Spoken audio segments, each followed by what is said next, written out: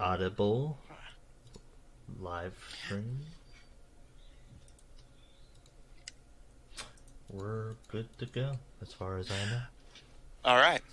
Hello, everyone, and welcome back to D&D&D&D&D campaign number 1, Under Locks and Keys. When we last left off, the party found that Avaben's homegrown village of Quaco Village was placed under martial law as the Boomergangers were bearing down on the Elvish Empire of Sherwood with advanced multi-firing rifles and a mysterious multi-barreled cannon that could lay waste to entire swaths of forest and entire Elvish platoons. Seeing that the elves stood no chance against the Boomergangers, at least in their current state on a military level, and it seems that the leadership is unwilling to take immediate action, the party got themselves glamored to sneak out of the village without being spotted. Greylog made a deal with a mysterious pixie, signing a blank check in exchange for information on the location of the pistol. And Avaben, tracking the footsteps of his friend Ual, who had gone towards the northern mountains as the party follows literally in his footsteps, the party found a small battalion of Boomergangers with that same such cannon in tow, as they tried to, if not figure out the way into, then quite literally create an entrance into the dark elf undercity of Ostoliante, where the forge-cast pistol crafted by the Atlanteans is said to be held. Thinking strategically and acting swiftly, the party managed to quickly and, on their part, more or less bloodlessly, wipe out the Boomerganger battalion, save for the 3 leaders, who Paul finds a familiarity and kinship with but can't quite place, and they give their names thus far as Balak Ardabat from the continent of Vey. A completely unheard of family and location. However, promising the 3's safety as long as they do not further aggravate the party, Paul revived a small red Saurian who had been alongside them, who awoke and questioned the party on their identities and purpose. And that is where we will pick up. So,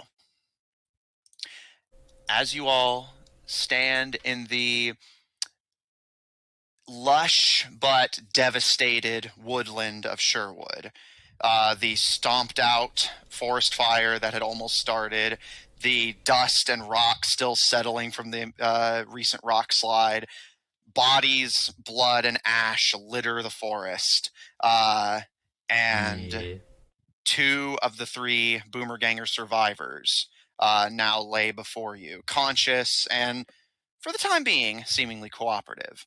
And Paul, although you both seem familiar with each other, this Saurian does not appear to recognize you. Or rather, he does not appear to know your name and had questioned you of the same. Yes, I remember that. He didn't. He didn't know who I was. Um. Well, hearing this, I guess I will do the same what did to the others. I think I healed them about the stuff up. Healed them about 2 HP. The last of the 3. Oh, so you're going to heal the last one as well? Yeah, he was gonna just heal them both. Okay. The 2 Boomergangers watch somewhat impassively as you approach the red-headed man, and placing your glowing hands upon them, there's a moment of silence before they, slightly coughing up some blood, quickly rear up and almost fall off of the elk alongside Balak. But as Balak helps stabilize them and the redhead kind of clambers back into place, they breathe heavily and their eyes are wide and panicked. But as they look around, at all of you. They squint for a second as they take in all of your features, and you can see their expression starting to neutralize in an attempted display of impassivity, although that attempt quickly fails as their attention turns to Greylog, and they squint for a second, and Lig? And Baylock kind of picks up a hand. No, I thought the same. They're just glamored, but equally stupid. I took offense to that. What happened? Sorry, looks at Greylog and just kind of like, sorry to tell you, but they're not wrong. Well, if you're not them, who are all of you? Why are you here? Oh, there he goes. Yeah, I got it. It was just bigger than it originally thought would be. On the fly adjustment. Yeah, we're easing back into our old format, so making adjustments as we go. Ababen's going to say, we are here because you have a bad tendency to cause forests to have problems. You can see all three of them kind of look to the surrounding burns and explosive damage. Don't act like you haven't done more. Only whenever we needed to clear a path. Although, and you can see the Saurian kind of glances to the one of the Boomerganger bodies nearby. I guess you guys were just doing the same.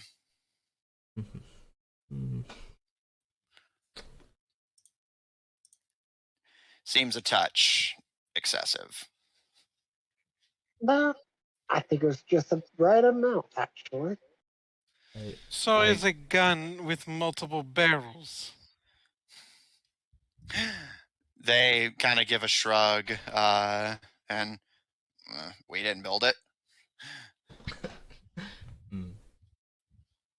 You had the winning argument until then.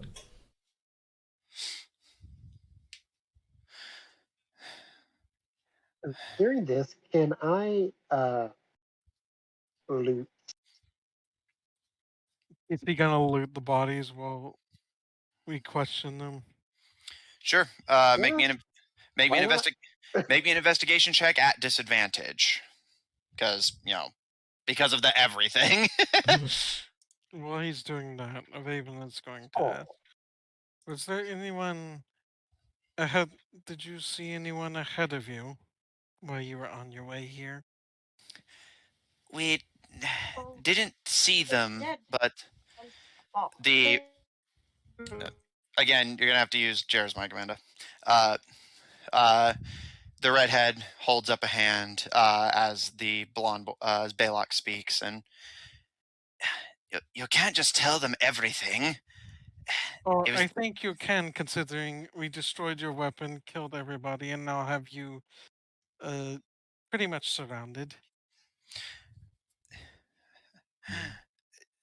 The redhead kind of thinks for a moment, and I'll say, Avaben, you don't think super highly of human intelligence at the best of times, but you get the impression that there's not a whole lot going on upstairs, as the redhead seems to be genuinely considering whether what you're saying is true or not, and almost mentally calculating. They also only barely healed. Yeah, only literally 2 health out of their max. Not to mention, we only did enough for you to not die. You still have everything else to worry about with your injuries. Let's just say this is not the fight you were likely to win.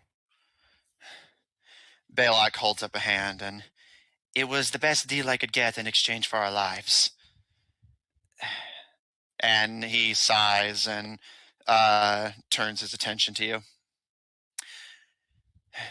No, we haven't seen anybody ahead of us, but we know they're there.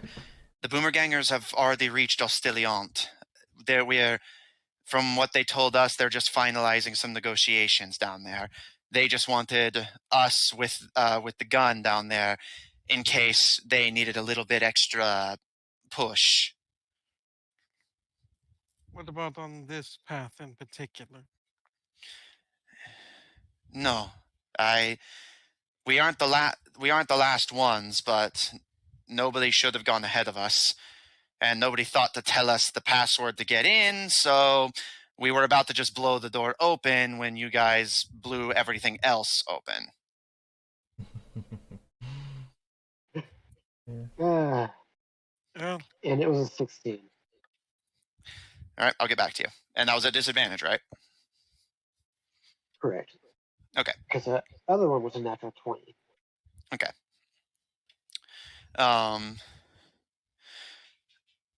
Balak thinks for a moment and...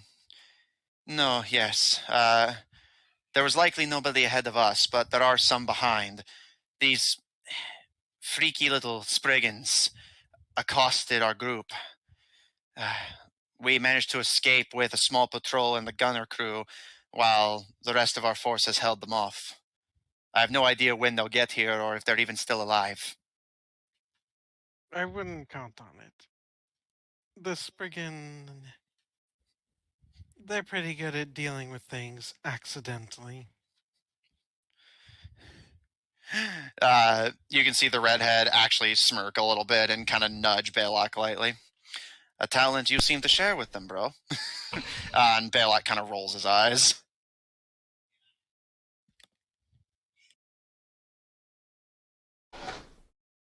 What else do you want to know?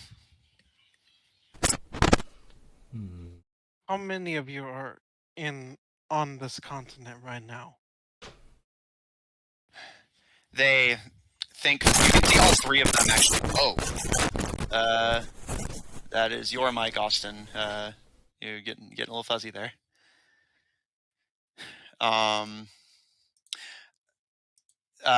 They all three actually kind of consider for a moment, not seeming like hesitant to answer, and more like seeming like they're genuinely like crunching the numbers in their head. Essentially, eventually, it is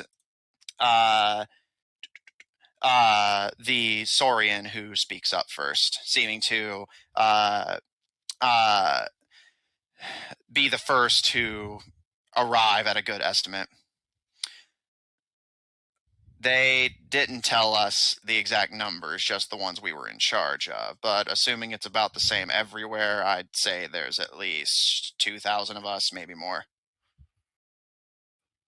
Is that a particularly big, force for this time, Matthew? It would depend on how many of them were fielded in one particular battle, but yes, that would certainly be basically, that would be a respectable army in and of itself.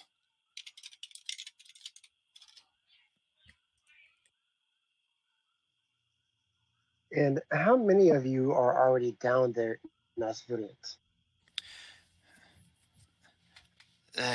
Most of us. Like I said, we were some of the last ones sent in, just in case they needed extra help with negotiations. But, like I said, they forgot to give us the password to actually get down there, so we were kind of stuck.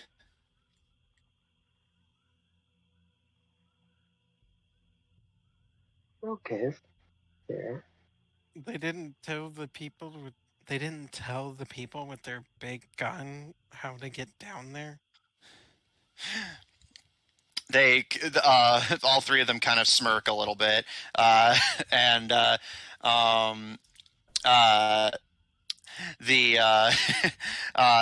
Saurian pipes up, seeming to not really think before saying what he's saying. Well, the three of us have something of a history of working for the highest bidder. Probably didn't want to risk us turning code on them and helping somebody else. They're running off with their big fancy gun. Unless they have more. Oh, so y'all are mercenaries, you could say? You can see all three of them look genuinely offended. No, we're not mercenaries. Well, you go for the best price, correct? Yes, but not everyone who goes for the best price is a mercenary. We're royalty. So, You are using what? guns to kill people for the highest bidder. Yes. Mercenary. That's But what if I was able to tell you that there's a way to get better money without being with these guys that pretty much almost got you slaughtered because you were on the wrong spot at the wrong time? You can see the three. You wouldn't have gotten exploded if they gave you that password. The Saurian on the ground kind of smirks a little bit. So what? You guys are gonna pay us double and give us all the information we could want and just hope that we don't turn His on you? plan is, it could be anything at this point. He's a bit of a wild Well, card. we've already beat you once, so we don't have to worry about you turning on us. It's more of a how to phrase it. I'm actually having trouble coming up with the correct word. But he's done questioning them, so he's gonna go have a look at the rocks to Okay. see How what it to would take to like get a them outside. beneficial. Pretty much, it'll benefit them, and it will probably benefit us having an extra set of hands. I know what you're. I think you know what you're implying what the plan is. They in character wouldn't know this phrase, but I will just tell you out of character. I think the term you're thinking of is mutual beneficence. That's the phrase I was looking for. Benefits. Oh, sorry, Will Greylog, who looks like he's about to bring a leak in his head, and kind of pat his head, like, I think you mean like mutual. What was the word you said? Beneficence. Sorry. Tries to be all cocky and then immediately just like, Word, lines, lines. Amanda forgot. Amanda. That seems like a Listening is Lucian cheating. moment. Amanda has short-term memory. uh, No, Amanda forgot the But word. like seriously, Sorry. what has the Boomer Gang actually done for you that almost gets you killed? gave us money, guns, and resources to achieve our personal goals. Yes, but what all does that do you if you're dead? I can see where he's trying to go with this, but I don't know if he's able to take it there. So if we could help you and get you more than what they were willing to pay you, you've already got the guns. I with my I think what my companion is trying to get to is that he thinks your talent be more suited with us. Is he about to trade? Is he about to try to trade a share to this treasure we don't even necessarily know exists? I mean, it's a big treasure, so. As far as we know. No, I will pay them myself. Sorry, how much gold do you have? Currently, I don't have any, but they don't need to know that entirely. But he will pass each one of them 100 gold diamond. You say, this is what I have for now, and there'll be more later. And what are you hoping for in exchange? Help. well, you did mention that you were royalty, so maybe us out and we could all do this together and you know Never hurts to have allies. just wait, I guess. The three of them look to each other and hold their the handfuls of the diamonds back out to you. And the one with the red hair speaks up. Well, we appreciate the offer, What they're offering us is something that you simply can't provide, and it's not money. Our family's never been interested in money. And what are they offering you? Make a persuasion check, Greylock. Can Oh, I sorry. give them Does- advantage since I'm helping? I like how the second Avaven leaves, now they're being hesitant. I mean, it's just, we got all the And information. how exactly are you helping? Oh, sorry. No, kind of like reinforcing what he's saying, but like in a more directive, diplomatic way than he. Sorry, I'm going to need something a little more concrete for advantage, but you can go ahead and roll persuasion flat. So I got lucky. Nice. I got a 22 in persuasion. Would Avaven hear them being all... Yeah. The rock slide's only like a few, like at most 20 feet away. So yeah, you can hear him. Can Avaven help? How do you want to go about that? He's gonna pull out his sword and walk over to them and be like, "That was not the deal. You tell us what we ask, or things get unpleasant." Yeah, I'll allow that. That's intimidating. You make that persuasion with advantage, Greylock. Okay, let's see. Adding persuasion. That one was only a 12.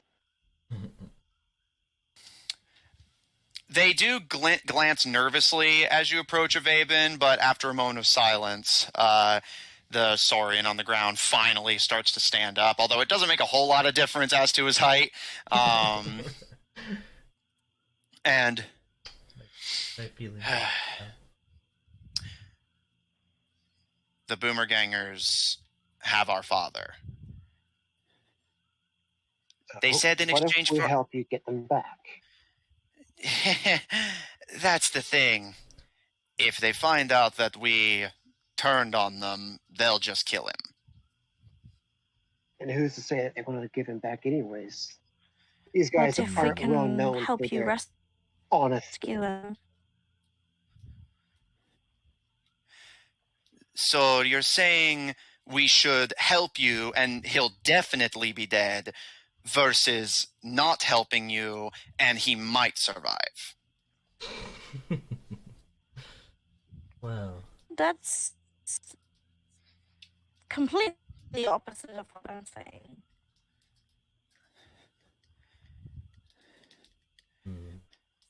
How can they know that you're still alive? All of these people are here dead. You could be dead as well, as far as they know.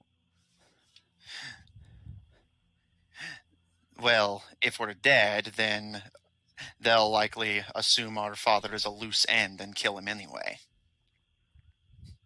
That's what I would do. So what do you have to lose? Yes, to help us save him, and we both get what we want. I don't think you're quite understanding what we're saying.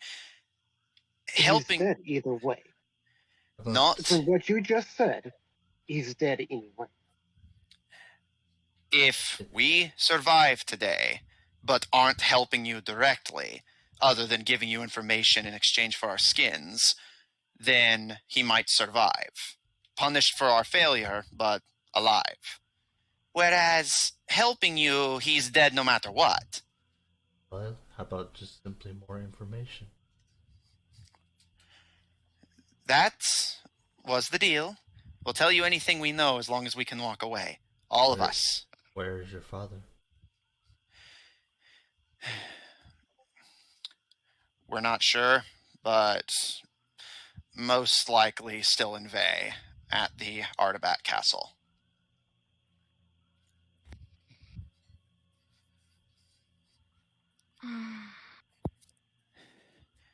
How do we get there?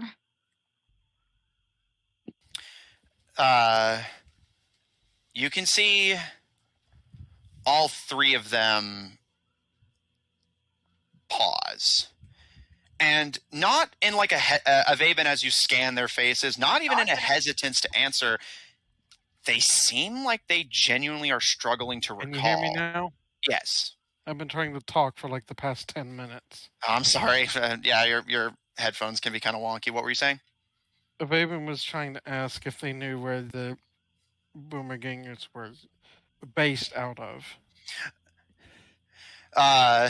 At this, you can see all three of them actually kind of smile. And you probably wouldn't believe us if we told you, but that was the deal. We tell them whatever we know. Hey, And I'm from a forest that exists in another dimension. they all three smile and point their hands upwards, and the redhead speaks up. They're based on the moon. Well, that's certainly an impressive feat. They have a special boat that takes us there. Well, if they have a hostage, I would bet that is the most likely place that they would be. The three of them at this actually do kind of glance to each other, and you get the impression they genuinely had not considered that. I will say all of you are kind of getting the vibe from talking to these three that they're not exactly the brightest bulbs in the crown drawer. All three of them seem varying levels of intelligence, but none of them particularly high.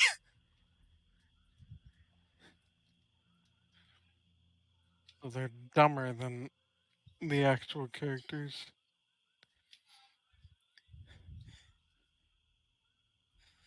So as long as you're not seen helping, your father is guaranteed to be alive, correct? Yes, but we still have to check in, be on the boat. If they think we're dead or gone, then that's it. So, Well, in theory, you could help us just this once and then return to your boat. What Never if- speak of this moment What again. if? I'm sorry, I didn't mean to interrupt. It's okay. I heard what he was saying. At this, Baylock actually kind of tilts his head to the side, and we're listening. Don't speak for all of us, Baylock. Okay, what do you say? The redhead kind of pauses, and then we're listening. He's gonna look to Sorry and Gerlach. It was your idea, so you tell them. What if we had the guys that we were working with you, as in with the Boomergangers?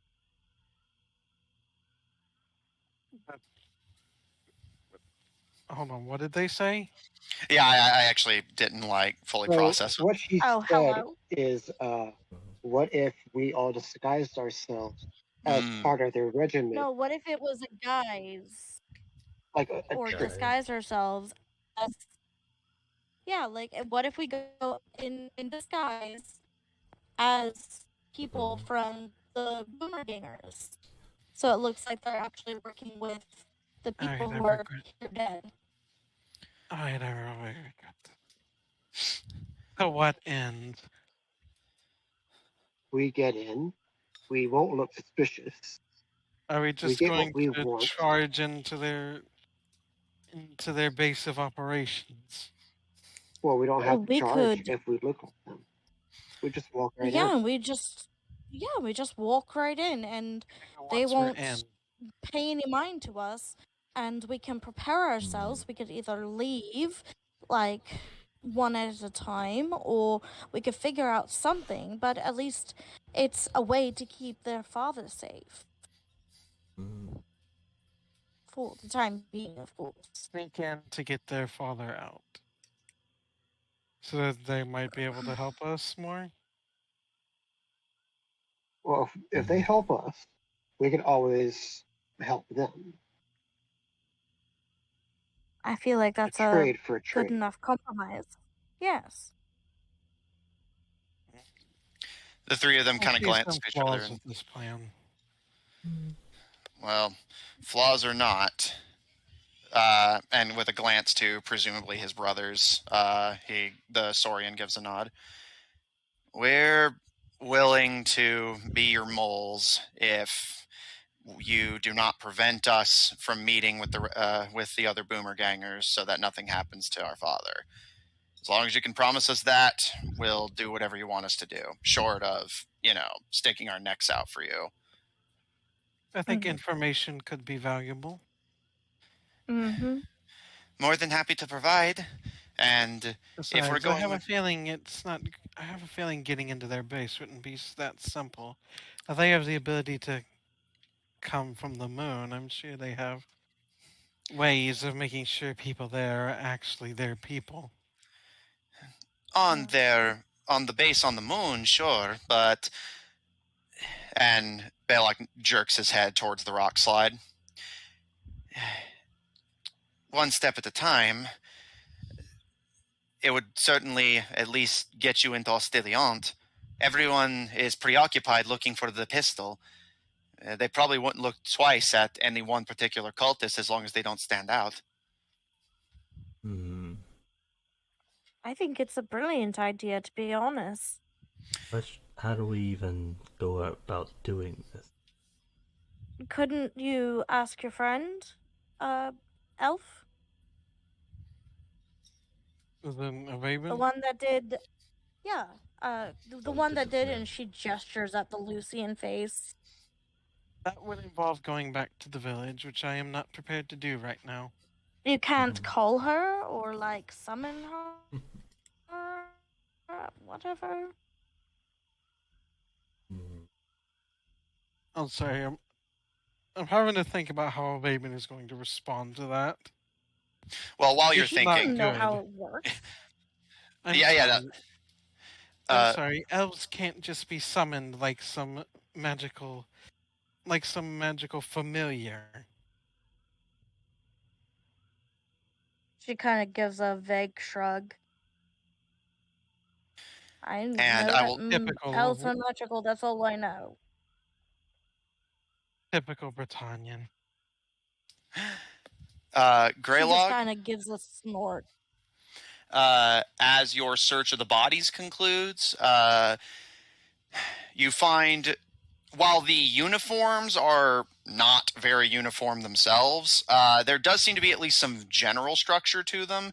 And on each boomer ganger, you find what, again, seems to resemble a rifle, although not of any make and model you know. A pistol, although again, make and model unknown, although on this one you can visibly see many, many barrels lining the back end of it, although they all conclude into a singular one. And while you hadn't seen it initially, each boomerganger also has a very large knife sheathed on their belt. The knife's actually so large you almost mistake them for scimitars at first. Are they Bowie knives? Yes, each boomerganger has a lever action rifle, a revolver, and a Bowie knife. I'm going to collect all the weapons, and I'm going to start stripping the bodies of their uniforms. Do they have For the rest cloaks? Yes. Yeah, all right. Just take the cloaks. I'm sure if we have those, they won't look twice. Wouldn't be the first time one of them lost a uniform anyway. So I'll then pass out cloaks. Okay. And do I find Flower and Fall's axe that had fallen out during out of their hands during battle? Yes, you do find Flower and Fall's masterwork axe. So I will return that to them. Okay. All right. But I would like to inspecting the rocks to see how they might be cleared. Okay. We will get to that in just a moment. As for the Boomergangers situation, as you strip them of clothes and equipment, Greylog, again, a lot of them were actually buried in the rock slide itself, but you are able to salvage about I'd say about 5 of their sets of equipment and clothes are salvageable. The rest are either buried or are blown to such smithereens that they are not usable in the slightest. Each boomerganger you see is equipped with very basic leather armor that has been dyed kind of blood red color, and their cloaks are this kind of Arctic camo, which doesn't blend super well in the forest, but you do think would blend well in either ice or stone.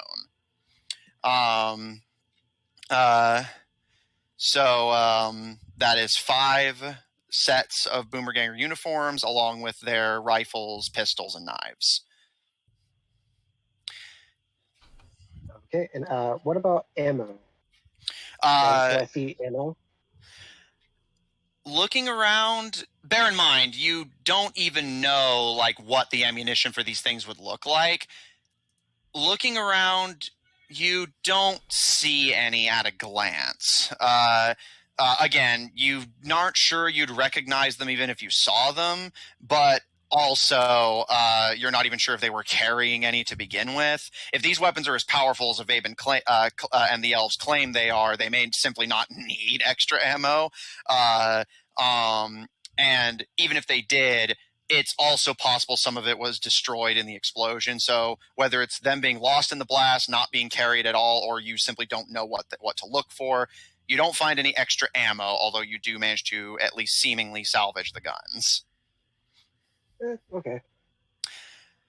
And then I want to go help Ivaben with the rocks, trying to figure out how to get through the door. All right. Vaben and Greylog heading for the rock slide. Paul, what are you doing? You've been quiet. Yeah, I've been thinking like plans, on the spot plans.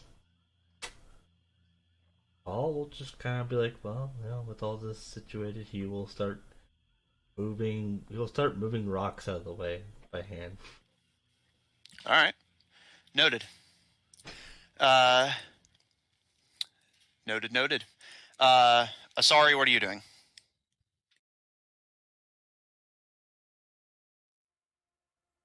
All right.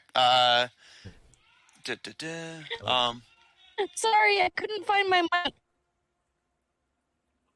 Aren't you wearing it? Or what? It was hidden. I'm fine. I don't know. Yeah, you don't have to do Sorry, anything. kinda Just giving you looks the around, opportunity. Lost.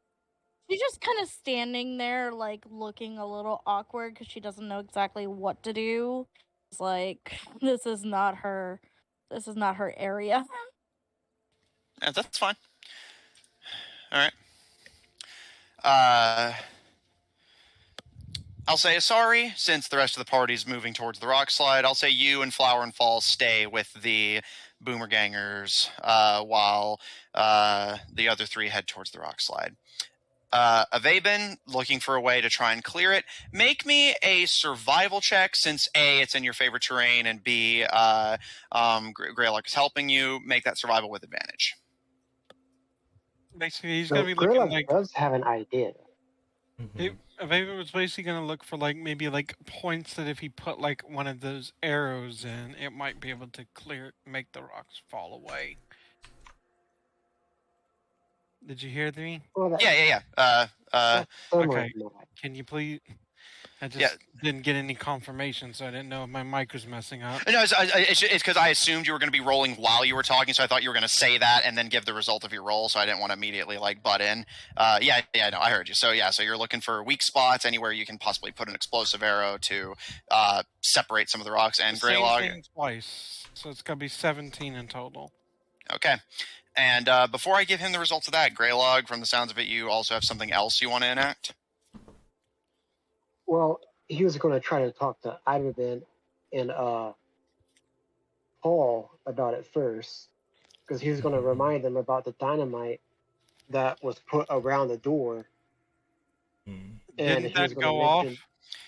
Yes, I will say, Avaben, you remember them being set off as part of the domino chain reaction of explosions.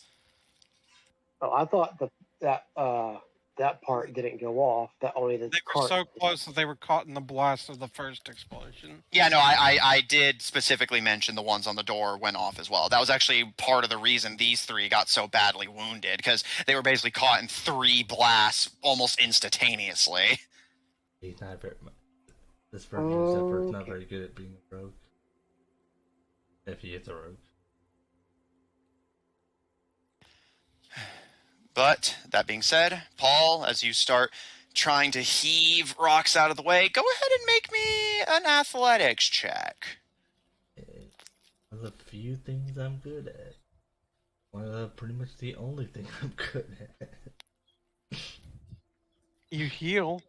Well, I mean, like skill wise, which I rolled terribly. 11. Okay. Paul, you start heaving rocks out of the way. You are able to clear a lot of the smaller ones, but those big boulders are going to present a problem. Avabin, as you point out that pretty much all the dynamite went off in this area, so there's likely none that can be salvaged. And even if it could, it's buried under all this rock. So basically you would have to clear all the rocks to get the thing that would help you clear all the rocks. So even if the dynamite was intact, it likely wouldn't be helpful. Avabin, you turn your attention to scanning the boulders. And you do think that it's possible. However, you do also realize, again, survival, that using more explosives would be a bad idea. It would possibly trigger a second rock slide that would only make the problem worse if it didn't just kill you. However, as you watch, another idea. Let him finish. Oh, sorry. You do think that if you could set off a magical blast, which is contained in a finite area rather than just echoing out as a natural chemical explosion does, a magical blast placed well enough could clear these rocks without triggering another rock slide. However, as you watch Paul lift away the rocks, you do notice that most of the rocks are actually fully intact, and the rock slide itself is actually, thankfully, rather shallow, as most of this area is cliffside. So a lot of the rocks that fell got caught on higher up cliffs. So the rock slide is not as deep as it ordinarily would have been. So a magical explosion would clear it the fastest and not have the risk of further collateral damage like a chemical explosion would.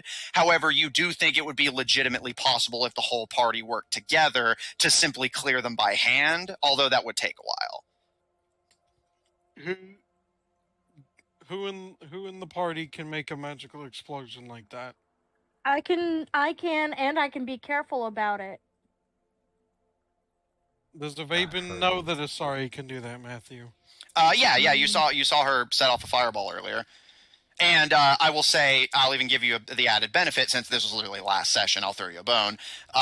You actually recall that Asari is also correct in being able to do it carefully. She caused a fireball explosion, but was able to so precisely control the blast that it didn't even touch Flower and Fall, who should have by all rights been consumed by it. So you know that Asari can create magical blasts that, even by magical blast standards, are very precise and delicate. Alright, sorry. I'm going to need you to blow up these rocks. Because a regular looks at you a little... She looks like a little surprised when you say that you need her. She's just like, me?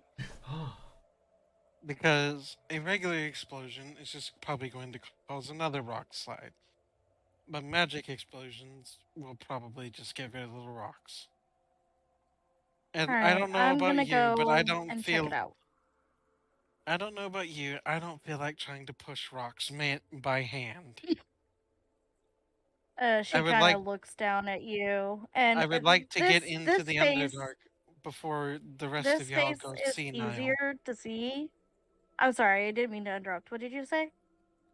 And the baby was just adding, and I would like to be able to get into the Underdark before the rest of you go senile. It's interesting because normally, like, the the short time that you have known Asari, her face is normally very hard to read because, you know, she's a dragonborn. But in this form, you actually see a smile and hear her chuckle a little. And then she will say, "All right, I'll come check it out." Okay. They can, Before- point out specific spots that they should hit. Yeah, I'll allow that. Do I agree on, like, because like with my font of magic, I am very very precise. As for whether you agree, make me a survival check. Okay. Oh, And- fuck. While you're doing that, and bear in mind, she's just trying to double check what you said. So, but yeah, It's not like I don't believe you. It's just, you know. but yeah, so Vaben, you're going to be pointing out places to hit. She's double checking your knowledge. Paul and Greylog, anything from the pair of you before Asari and Vaben commit to this? I'll never stop moving rocks, so. Well, Grillock does have another idea that doesn't need fireballs and stuff like that. Oh, I don't need to do fireball. I got an idea. I know, I have another. I also thought of this. Like, Yeah, he asked if we had anything else that we could do. I'm throwing up my head. well, there you get teleport. Like, I'm trying to. We already have a plan to deal with this. Okay. What is your plan? Now the elf has it under control. Oh, I want to hear it. Ah, I want to see the elf fail first. I'm not the No, one. time. I'm not the one who's going. If this fails, it's not my fault. I'm not the one casting the magic. You can see the little irritation on her face, but she tries to keep it neutral. I could just remove all of the rocks, and it wouldn't cost us anything, and I could do it quickly. What are you talking about? Could you do that? I can get rid of rubble and loose rocks in a 5-foot area. I mean, we could try, but It'll take me a few tries, but I can clear this entire area. so could I. But much You're more free. fun. Well, if you think you can do it, go on ahead. Do you want to try? You can if you want. Yeah, let's go for yours first, and if it doesn't work, I'll try my idea. Alright. Alright. I'm gonna turn and I'm gonna make sure So, that Paul knows that we're doing this. Yeah, I was yeah, going to say. I was gonna say, Vaben was probably going to mark the spots to hit by basically scratching the rock with one of his arrows. You know how, like, if you scratch Yeah. the rock, it'll make like that white spot. Yeah, a little friction burns. All right. Paul, between Asari's warning, you being able to hear the conversation, and Avaben marking the spots, you will have to step away from the rock wall, but you can easily be out of the radius of this blast. It's basically just if you want to make the active decision to stay within the blast radius.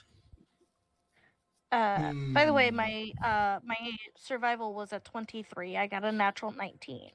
Yeah, you more or less concur with Avaben's proposition. The only downside you can think of is that a magical explosion typically doesn't have the same sheer pressure force that a chemical one. That's basically why people don't just use magical explosions purely in favor of rather than use chemical ones, because magical ones are more precise, but chemical ones just have much better like pressure, which if you're trying to blast things away is more efficient. Do you think, okay, so in my intellectual prowess, would it be better to use a spell that is more bludgeoning and more forceful than fire? Yes, although fire Fire would have the added benefit of, things like steam pressure might move some of the rocks in and of itself. But yes, a forceful and bludgeoning blast would be far better at just clearing the rocks.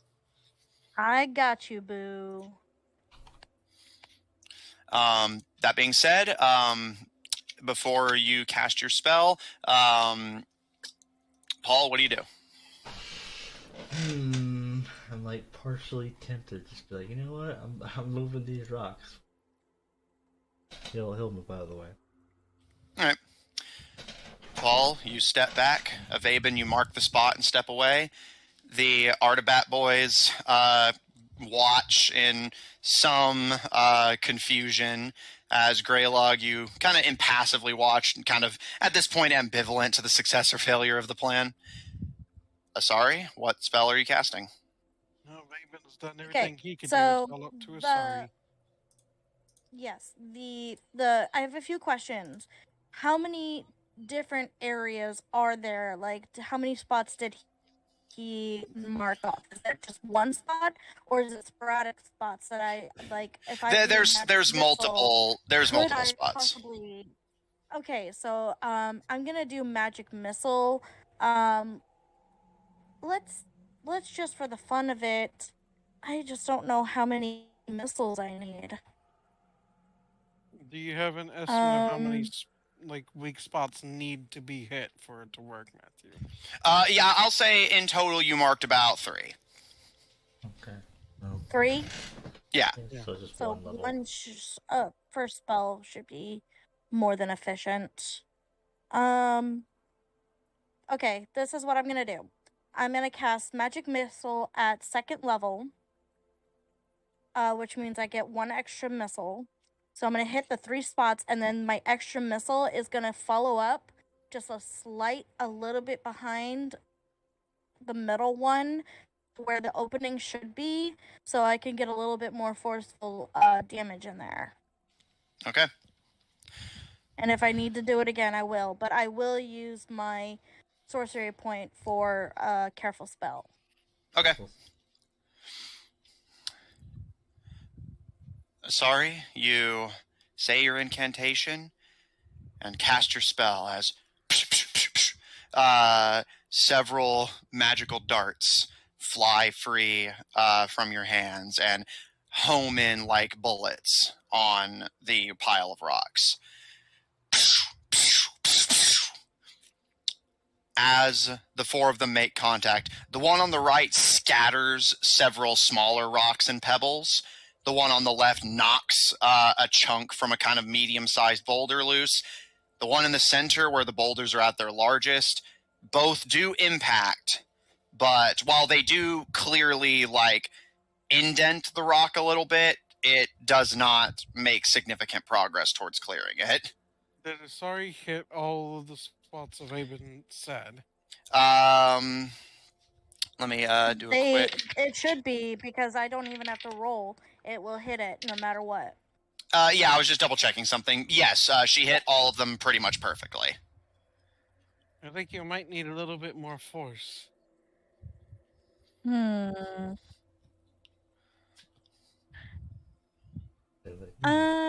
Paladin, do you have anything to help my magic be stronger? Meaning, do you have anything like bless or guidance that might help? I don't believe I can. Anything that would buff my magic would really help. Don't believe I have. At least at the moment, I don't believe I have. Guidance, I don't even think I can. I think guidance is just hereditarily a cleric thing. Well, no, not hereditary. Sure. I don't think it's not. It's just like the problem is it's a cantrip, and I can't have cantrips. Bless you. Paladins don't have cantrips, though. Oh, that's okay. I think Jeremy said that he has it. No, I said I could have. Oh. Okay. Okay. Well, in that case, you know what we're gonna do, DM? We are gonna do it at 3rd level. Okay. Give it a little bit more oomph and If I'm not happy with that work, I'm gonna go fireball. Gonna add another missile. Hit 1 point twice. Yeah, I'm just gonna hit that middle part, one in each direction, and now I get, let's see, how many do I get now? Let's see. You have 3. You did 2 up, so 5. Or I get 5. So one going right, left, and 2 going front, and then 1 like a beat after all of those, so for a triple impact. Okay. And I think I got 1 more. Let me Left, check. right, center. That's 5. Yeah. If you're doing it that way, yeah. Okay, I can do another sorcery point, and that will leave me 2. Well, also, I don't think you need to do a sorcery point. The sorcery. Yeah, I think Careful Spell is just for area of effect. Yeah, for just making sure people succeed AoEs, mostly. Okay. Or saving throws. Yeah, if I don't have to expend it, I won't. Okay. Then, as my spell deals the damage, I want to add a +3 for my elemental affinity. Okay.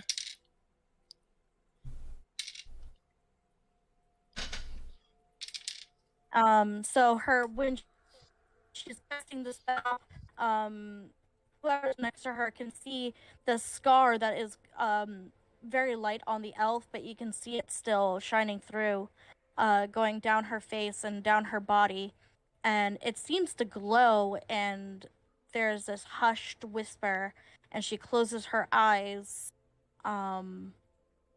as if she's trying to make sense of what is being whispered to her as she casts a spell. Using elemental affinity? Yeah.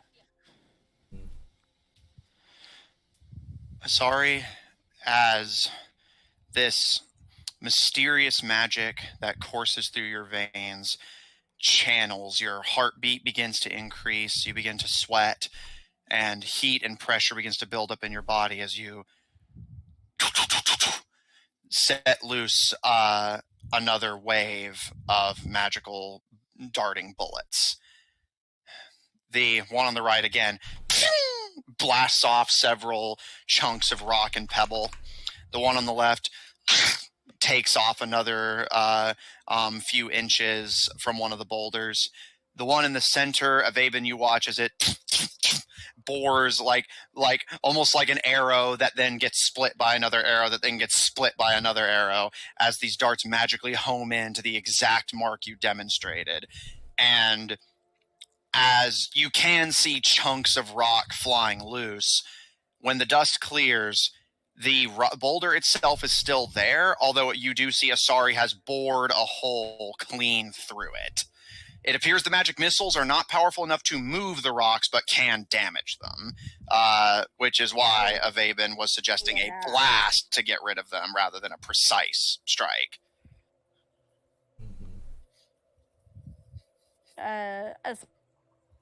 Sorry. Wind is in one eye. Well, I mean, technically, it's done. She kind of like chuckles at herself.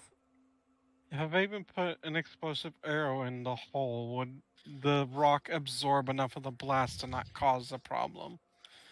Make a survival check. Flat? Yeah.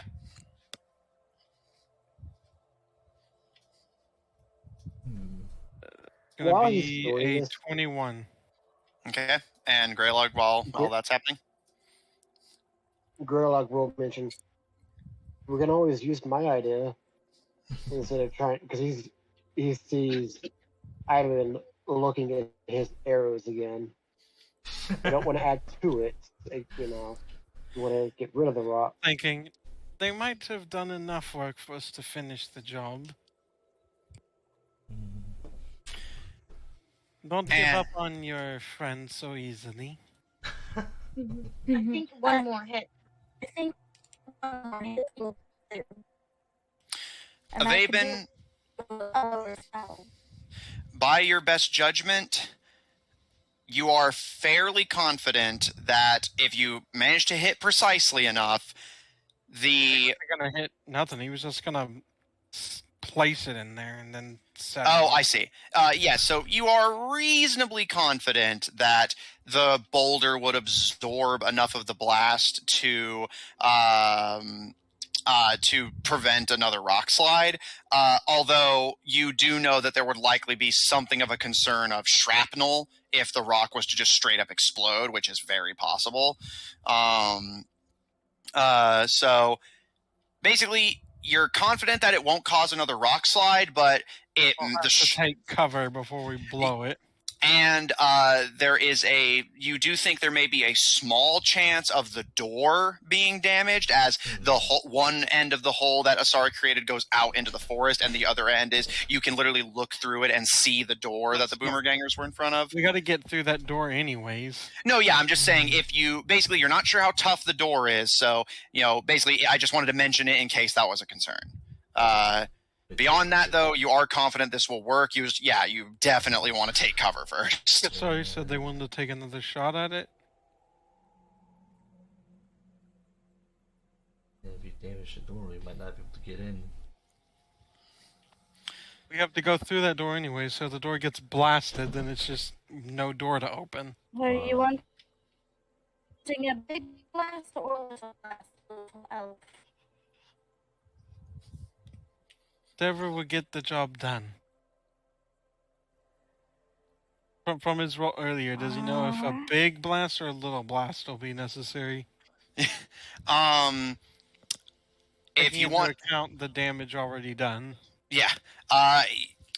It depends on the kind of blast, but a big blast would definitely be preferable because, again, Asari damaged the rocks, but other than a few rocks and smaller pebbles that Paul and Asari have managed to clear, the bigger boulders are pretty much untouched outside of the damage done to them from Magic Missile. I think bigger is better. Okay. As you say. Alright, I'm gonna go ahead and I'll pass that first level this time. That will be 3 missiles. Alright, so you're casting? They're doing missiles again? Do what? Sounds like it. Yes. Okay. Yeah, no. Bigger? Oh, second, I heard. I have no idea what you're saying. It's just a what are you telling me? It's getting I don't know what Jeremy's trying to tell me. While you sort that out, Avaben, do you want to go ahead and place your explosive arrow, or wait till Asari takes another crack at the door? Let's see if Asari could take another crack at it. He'd like to go with what he knows would be the safest option, but still being quick. Much better. What were you trying to say? Okay, sorry. Am I supposed to be doing the magic missile? Well, you can do either, but I will say bigger is better. Yeah, bigger is better. Yeah, and I did note earlier that magic missile is too precise to clear the rocks. You're going to want something that basically is going to hit all of them at once with enough force to push them outwards. Right. It will. Hole in that rock. My last you third could level. Use. For fireball, but I want to bust up. Do it. Do it. Okay. One more. The dragon of divinity. Okay. And then that will leave me 1 point. And did you already, on your character sheet, use the spell slot for Fireball? I did. Okay. I don't have any third left. Okay, yeah, I was just making sure. Okay. And did you say you're expending a sorcery point for careful spell? Yeah, If I it's near have it, one more slot. but is anyone else of us near it? Unless you guys go into the trees first, but nobody's said that they're doing that. And I'll just do it careful. I gotta rest anyway. Okay. In that case,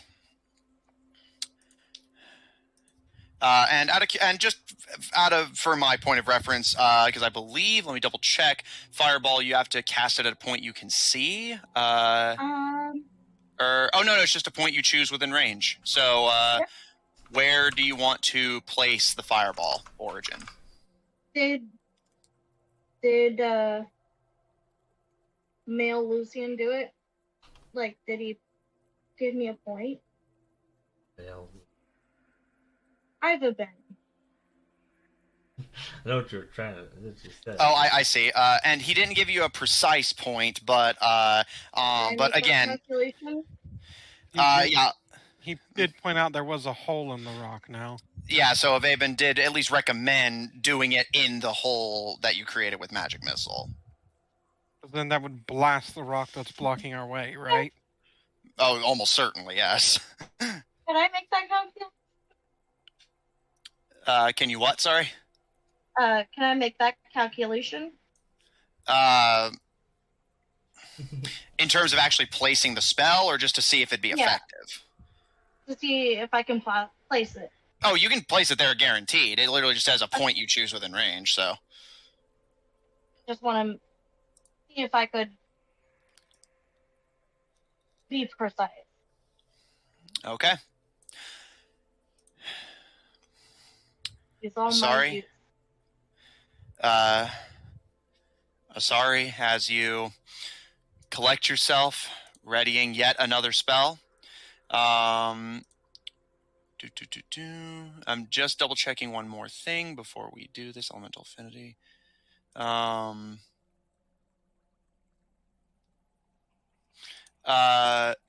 You can't use elemental affinity on Fireball because it is a fire spell, not a cold one. But the rest of your specifications I'll allow. Okay. Okay. That will leave me one. You all watch as once again Asari flicks forth this small little red bead, almost like a laser pointer end point hovering in air. It surges forward and almost nestles like a small creature into the crevice that you created, Asari. And I'll say, Avaben, you can recommend everyone take cover because you still know what's going to happen when a blast goes off in such a tight space. Yeah. Paul and Greylog, do the two of you take cover? Yeah, he doesn't have a death wish, so yeah. Debating here, debating. I love how even the choice of do you want to take optional damage or no, you always have to think about it. Yeah, well, you know, Paul's Paul. Or said he would. He's all brawn and no brain. Kind of like Gil. Barely even brawn. He's just like, I heal a doctor, but you know, doctor? I'm also a doctor, but I'm not that kind of doctor. But where's my Steve?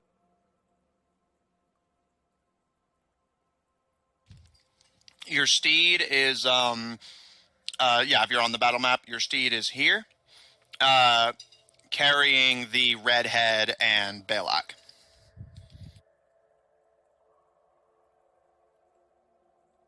Better be.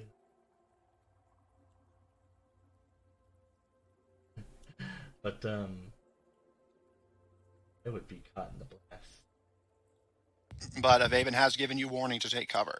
Yeah, I was gonna be like, oh, I'll just, I'm gonna protect them, but they're caught in the blast. They'll probably die. And pet will too. My Steve will too, probably. So I'll get my steed and I to kind of back off. Okay.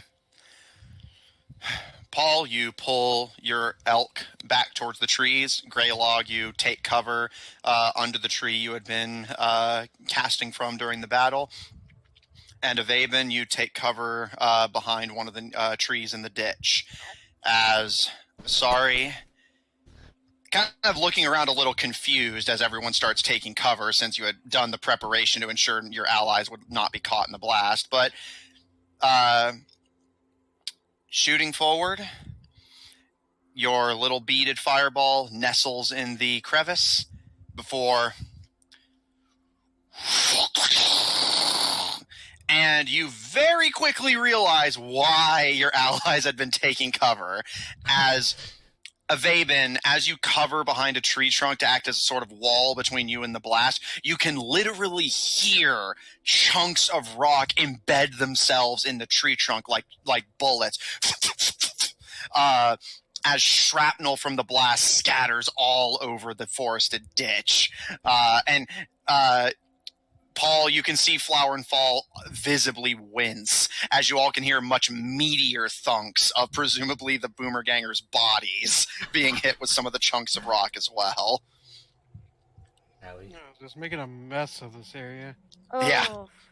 Yeah, we're like, they came in here to try to just blow up one door. We were like, nah, don't end it there. Blow up the fucking thing. Yeah, this is the 5th explosion you guys have caused in this immediate area.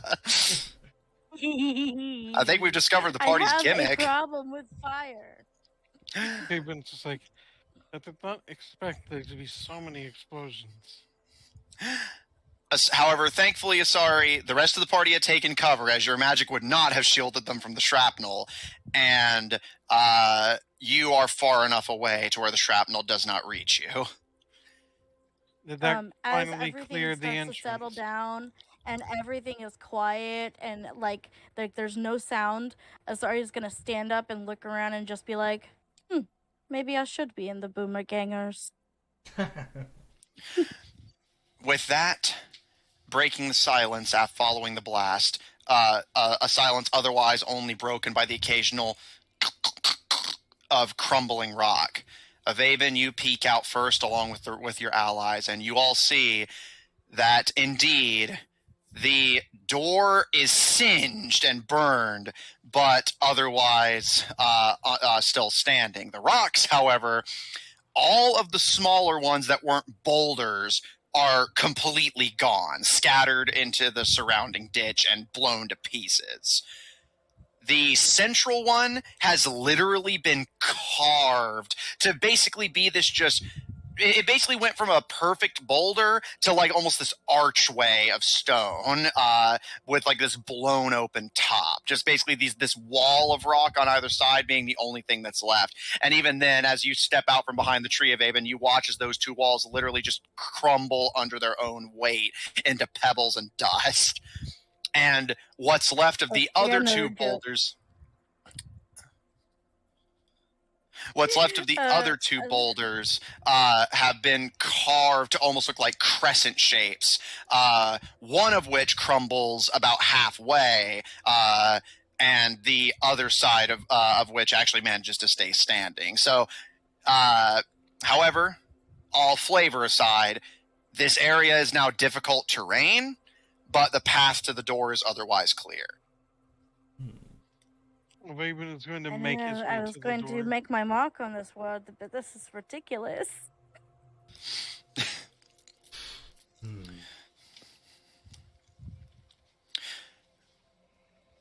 Paul, you see the Boomer Gangers survivors watching in astonishment, and as the dust settles and Avaven starts to step towards the door along with Asari, Balak and their brother slide cautiously off of your elk and approach the Saurian, who is already standing up and just watching, seeming somewhat visibly interested and glancing to Asari occasionally.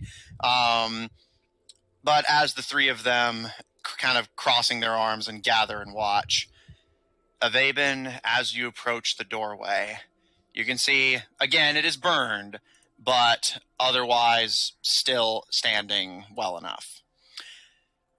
And looking at it closer, you can see there is a slight glow to some writings from the top of the door to the bottom. Although there seems to be a sort of halfway division point, horizontal rather than vertical, as you would expect for a door, where the language that it's being written in changes.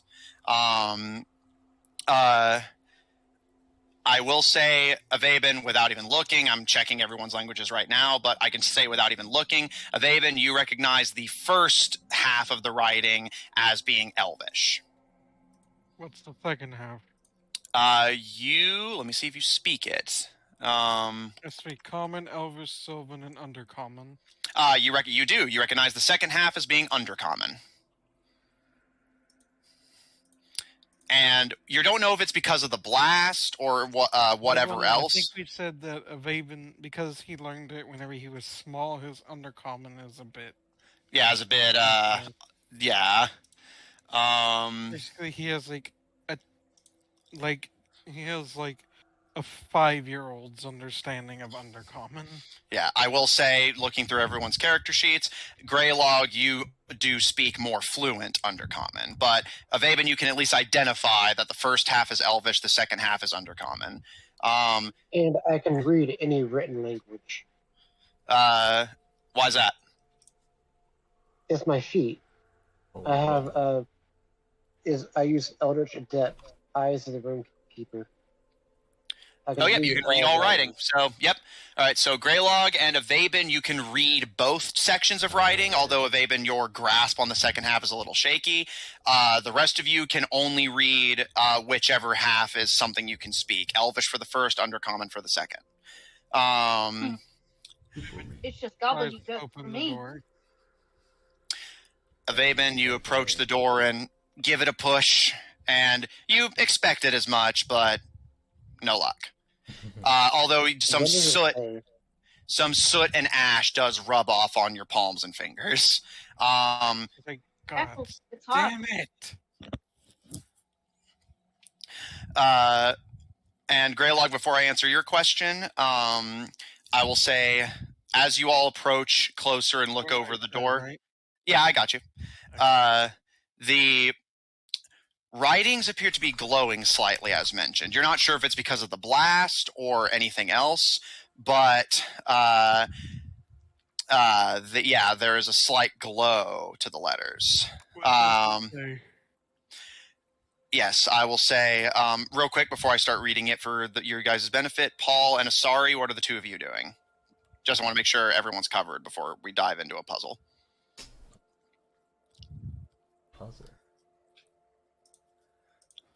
I'll be with Greylog since I know that he can read everything, and asking him to translate for me so I can mentally prepare for whatever we need to do.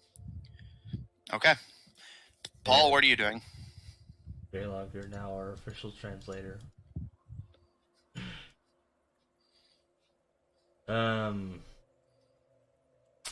Paul's just kind of like, he's just kind of making sure everyone's safe and all that, but mostly he's just, let's see. He has to pass the time. He'll, why not? Detect poison. Okay. You cast Detect Poison and Disease. Immediately around you, there is a slight risk of danger of inhaling too much of this dust and smoke you guys are creating, but you imagine if you guys get out of the area quickly enough, that shouldn't be too big of a deal. However, one blip you get that does immediately catch your eye, the redhead gives off a blip of poison. I believe Detect Poison tells you the type. And that'll give me a sense of 30 feet, but I can identify the kind of poison, poisonous creature, or disease. You can tell that the massive knife, like the other boomergangers were carrying, the redhead appears to be carrying one on their belt, and it is giving you a blip of what appears to be dark elf assassin's poison. Fun. But other than that and smoke inhalation, you aren't picking up any other toxins in the area. Assuming smoke inhalation, like disease causing.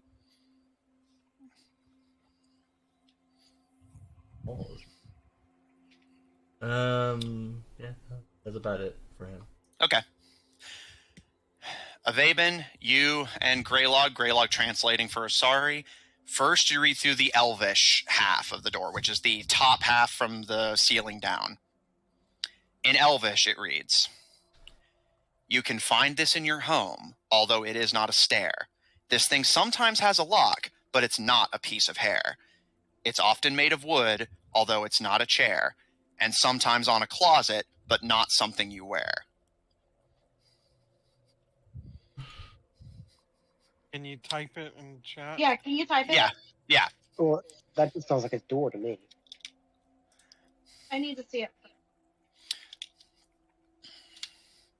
That's what the half that's in Elvish says.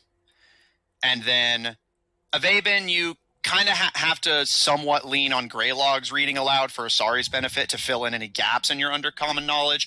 But Sounding out the words. Yeah, but you are able to all three get what it says in undercommon, which is, what do a map, a piano, a toy, a typewriter, a song, and the Elvish answer all share in common? Oh my god. It's telling It's telling jokes. This is not the time. One mic at a time, please. Thank you. So yeah, so the first half is Elvish, the second one is undercommon. I know. I agree that the first one is quite clearly a door. And the second one is a key. Because pianos have keys, doors have keys, a toy has a wind-up key, and so do typewriters and songs. So it's just a key. Really? Okay, so now what do we do with the answer? Door key. Can I then say in Elvish and then in Undercommon I'll first say door in Elvish and key in Undercommon and see what happens? Greylog, first, you say fenda, which is the Elvish word for door. And as you say fenda, there is a rumble, and the first set of writing glows brighter. Next, you say kayak, which means key in Undercommon. And the second set of writing glows brighter. And all of the burning and soot falls from the door in unison, almost like being brushed away by a divine hand.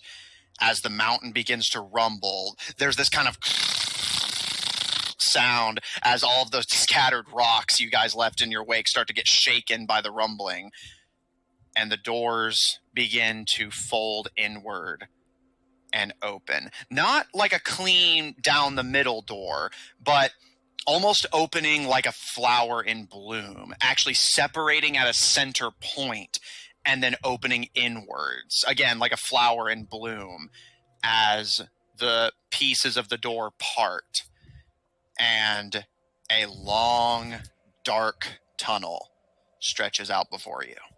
I mean, we'll waste no time and start down the tunnel. You guys couldn't figure that one out as he's looking at the Boomergangers. Like, can y'all not read? Can y'all not? That's not important. I'm just gonna Ooh. take him by the hand and just pat him on the head. Good job. Okay, so Even to how his big credit, is we'll this say, tunnel?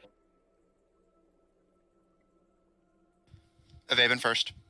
Evaben to his credit, we'll say, yes, you figured that one out very quickly. All right. Thank you. Greylock, feeling a bit better that while your plan to move the rocks may not have been used, you did pretty much instantaneously solve the riddle.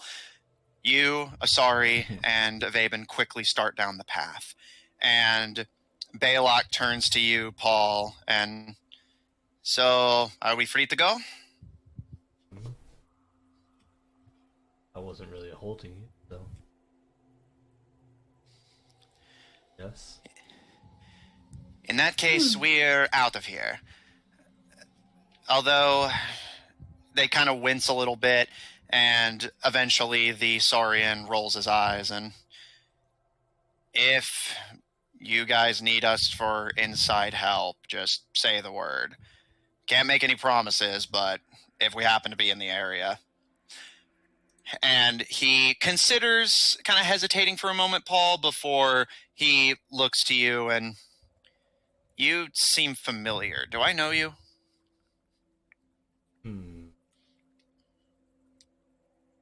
I can't, I've gotten that same feeling. I'm not really sure what it is. Yes, I was getting something similar. Small world, I guess. Yeah, maybe.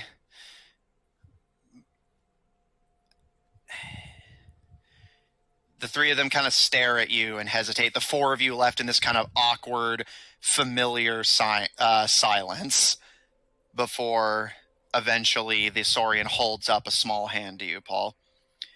In case you need it, my name's Rifas Artabat.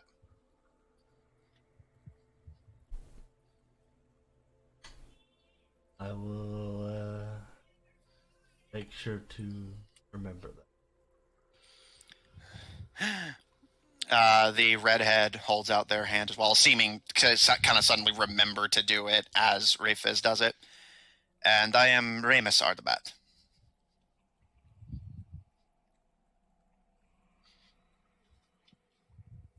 Well, hello. Guess I should introduce myself as well. I'm Paul.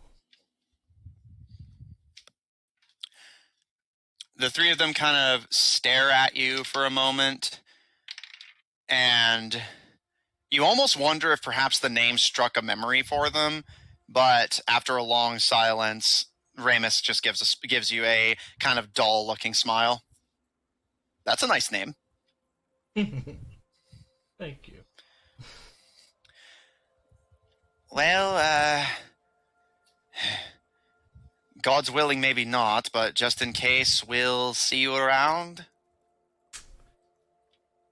And if we happen to come across Father, I will make sure to see what I can do about getting him out.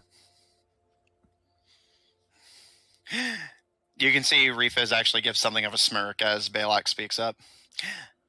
I don't know what it is, but I'm inclined to believe you. At the very least, you don't seem crazy like the others. Yes, they are a interesting bunch. A recent acquaintance.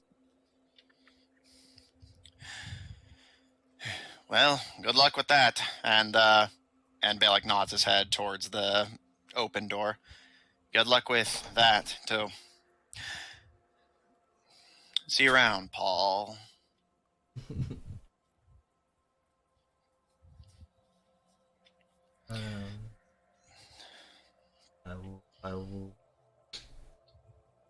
I will see you guys around. Hopefully, I will see you guys around as well. Try not to get too much into trouble again. No promises. I figured. At this, all three of them actually laugh a little bit. And again, you don't know what it is, but there's just a sense of comfort and familiarity at the sound of their laughter.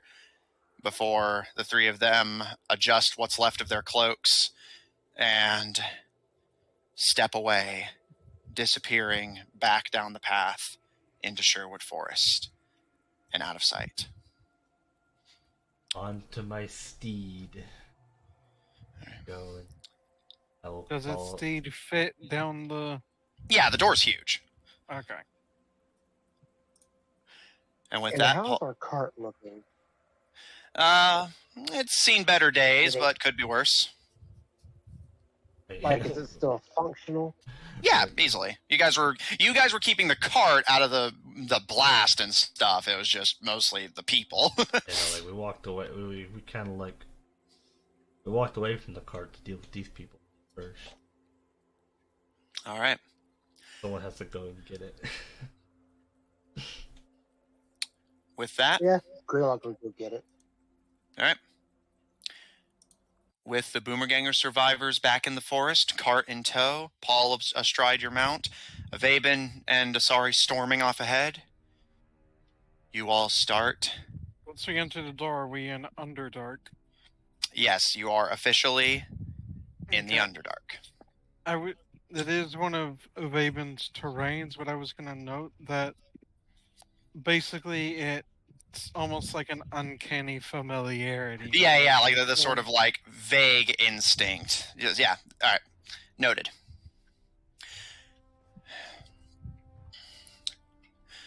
Vaben, you actually do have to pause a little bit as you make it down the tunnel, but this does give the party time to regroup with you. As almost immediately, once you've gotten about a couple 100 feet down the tunnel, the path splits 3 different ways, and none of them seem to be an immediate way forward, more just branching paths. What you've heard of the Underdark and your familiarity with it is that the Underdark is infamously horribly difficult to navigate. Only fleeting light and knowledge of geology able to help you in any sense if you were not born down here. It is often said that only the most experienced travelers or those born here have any reliable ability to navigate the Underdark without getting lost. Maps will lead you in circles or just point the wrong way entirely, as geometric activity and tectonic plate shifting can make one tunnel... Geometric? You mean geologic? Yeah, that. Geological and seismic activity will make tunnels appear and disappear. It's often said that some caverns down in the deepest parts of the Underdark will literally change biomes if the shifting is bad enough. One earthquake on the surface can spell the difference from a tropical jungle to a frozen wasteland to a burning desert. The Underdark is unforgiving. It's chaotic. It's difficult to navigate and quite easy to find yourself lost. It's dangerous, full of horrible predators and malicious empires. But above all else, it is dark. Avaben, as the group regroups with you, you do not see any obvious way forward. And frankly, you're not even sure how to get to Ostoliante other than the fact that it's downwards. As all of you gather at this triple fork in the road, what would you all like to do? Alright, I'm gonna have Avaben try to think. He may not have been down here very much, but he was born down here. So I'm gonna have him try to think about which way feels like it'd be the right way. Okay. Make me a survival check, and I will double check to see if I believe you should get advantage on this. I just want to check. Your proficiency bonus is doubled for any proficient skills you make in wisdom. Yep. So survival, make a survival check, but you may add an additional +3 on top of what you already get. Okay. Gonna be a dirty 20. All right. And also, because this is kind of thinking to a probably maybe a time that may not have been so great, but he's always repressed. I'm gonna have him I think wisdom would be the roll. Yeah, basically, yeah, that's what we do for Lucian. So, yep, make me a wisdom saving throw. Now, That how is is the going to lighting? be an 11. All right. And Greylog will get to you in just a moment. Avaben, you focus inward. You can't navigate the Underdark logistically. It simply can't be done. However, you again have heard that those born down here have a much more innate sense of how to get around. And with that in mind, you focus, trying to recall any instinctual drive that's left in your mind and body, or even, dare I say, in your heart, that tells you how to get further down to this capital den of the Dark Elves down in the Underdark. And you are actually able to recall it. The pathways you would know with a survival check like that, combined with part of your natural explorability, as long as you're in the Underdark or just any of your favorite terrain, is that the party actually cannot get lost unless magically made to do so. So, with that in mind, Avaben, you actually know that a lot of the Underdark's tunnels are a game of deception. As when you're trying to get to a city like Ostoliante, you've heard, just with it being passingly mentioned, that there's a sort of Underdark saying that all tunnels lead to Ostoliante. And there's actually some degree of sense to that saying. Most of these tunnels, if they don't lead you to dead ends, will always loop back around on themselves. And in theory, if you just keep following a single tunnel, only backtracking when you reach a dead end, you will eventually reach Ostoliante. The reason travelers get lost down here is because they keep either accidentally going in circles or going off of outdated information that gets them even more lost than if they had just gone in blindly. Between that and some degree of instinct, you're not sure what it is, but you feel like left is the best path, although right is acceptable. The only path you don't feel is good is forward. Then Avaben will lead them to the left. And with that said, as you start to gesture for the group to go leftward, Greylog, to answer your question, there is absolutely no lighting, other than what tiny strips of sunlight make it from the open door, and you don't know how long it's going to remain open. It is pitch black down here. So, let's see. Do I have any torches? Because I do not have dark vision. Yeah, I don't know. But like, you have to check your inventory. But I do So- have a torch. So I will light some torches to put on the cart for light. Okay. Greylog, you can hear vaguely Avaben walking around, although as an elf he's very silent in his movements. You light a torch and bring it near the cart. With that, Paul, Flower and Fall, and yourself are now able to see, at least to some degree. You're not sure how long you're going to be down here, but so I will mention whenever you burn through a torch and need to use an additional one. But in total, the torch gives you 40 feet of visible light, but anything beyond that is complete darkness for those of you who do not have dark vision. So, does anything come of that wisdom save? Yes, thank you.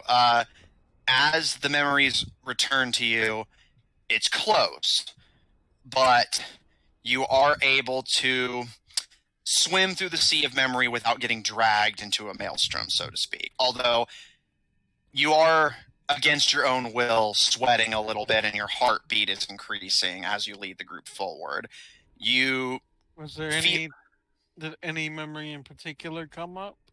I will say you had a brief flash of being pulled backwards like basically from the direction you're going, backwards up the tunnel, or at least the shape the tunnel was in when this happened, by a much larger dark elf woman, but you basically kind of clamped down on the memory and repressed it before you explored it any further. You by a whopping 1, you dodged a full breakdown. So, but you did get a brief glimpse of a memory that you have kept locked away and are not eager to explore further. They will try to keep hold of it. Mm. I have a feeling that just being down here every so often, he's probably going to need to make a check. Quite At possibly. the very least, whenever he is specifically trying to remember something.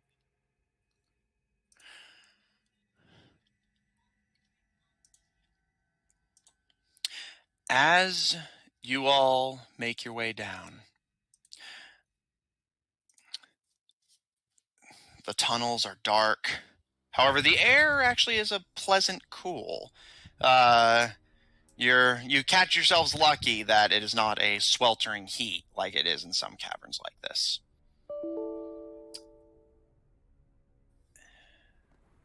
Eventually, about, I'd say, a half hour into your walk, the torch Greylog lit still burning about halfway through its life, you do start to get other sources of light. Specifically, in the form of mushrooms. Avaven, you see these very intriguing looking fungi growing on the walls as you guys continue weaving your way through this network of tunnels. Avaven leading you not through knowledge or through memory, which are of no use down here, but through pure Underdark instinct. Eventually, the light of the torch is equalized by these brilliantly glowing mushrooms that line the walls. The air of the tunnel grows colder, and all of you start to get this kind of itchy feeling. Does this cause any memories for Avaben? Make a wisdom save. Like to. Now, hear me out. I would like to eat one of the mushrooms. Okay. That is a 16. Avaben's proving I'm on this resilient. train. I want to eat one. Alright. Avaven, you actually have to stop walking for a moment and breathe in deeply, close your eyes, and collect yourself. And as you're doing your breathing, he's staying in the dark part so that no one can see this. Yeah, but as you turn, in as much darkness as you can be, as again, the mushrooms are kind of giving an ambient glow to this tunnel. As you turn around, the party bathed in a combination of the yellowish-orange torchlight and the greenish turquoise-blue glow of the mushrooms. You see Asari and Paul approaching the walls, looking very hungry. Paul, since you asked to do it first, do you just want to pick a mushroom and chow down? So Avaben's going to let them do it. Whatever happens, happens. Man, doubt is problem.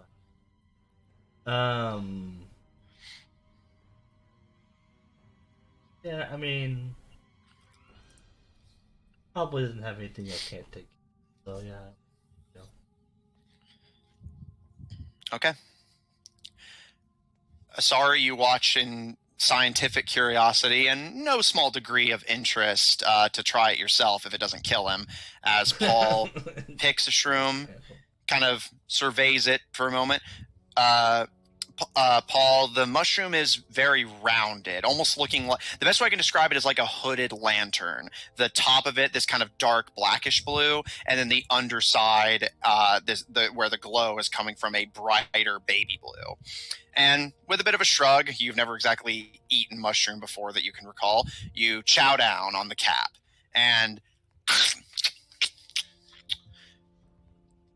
your mouth is glowing slightly, and your lips are smeared with the glowing material. But it's delicious. Yeah. It has this kind of like spice to it. Not like an unpleasant one. The best way I can describe the taste of this is, you know, that like kind of ambient spice that they put at like sauces in Mexican restaurants? Mm-hmm. It's that sort of sensation. Like not full on mouth on fire spicy, but like that kind of like, you know, whew, got a little bit of zest to it spice. It's tasty.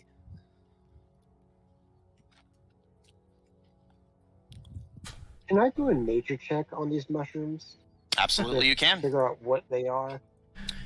Asari, seeing as Paul seems to be actively enjoying it from the sounds of it, you pick one off the wall next to where he grabbed one from and chow down yourself. Again, that kind of like that kind of tingly, spicy feeling in your mouth as your mouth too starts to glow. This stuff is really, really good. I'm gonna fucking scoop some in my fucking pocket. All right, and for later. What's up, Aviban? Are mushrooms included with the plants that the widows never touch? Yes. Although for the most part, they're not really in environments to encounter them that often. But yes, they are still considered part of natural plant life. So yeah, he will not be eating any of them.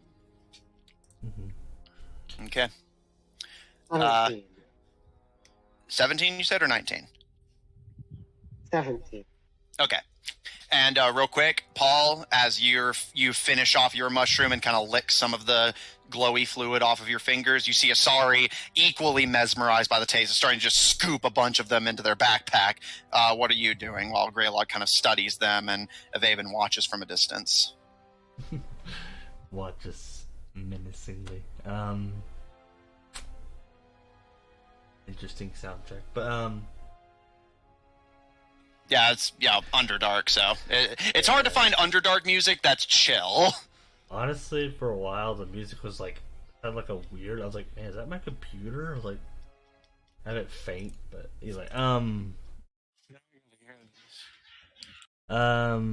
guess he'll get like a couple for himself, just for later. Okay. Paul, you start to pick some of the mushrooms. Takes away that feeling, It's like, yeah. Okay.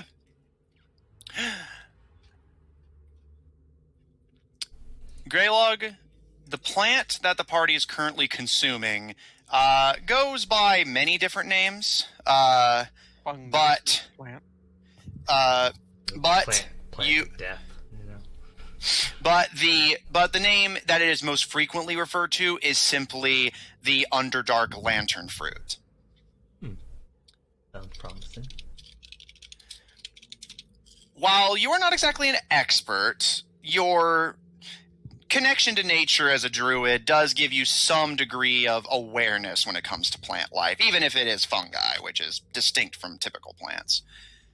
You know that the Underdark lantern fruit is safe to eat, to your relief. In fact, not only is it safe to eat, it is actually considered an incredibly valuable commodity, both to the Underdark dwellers and to the surface.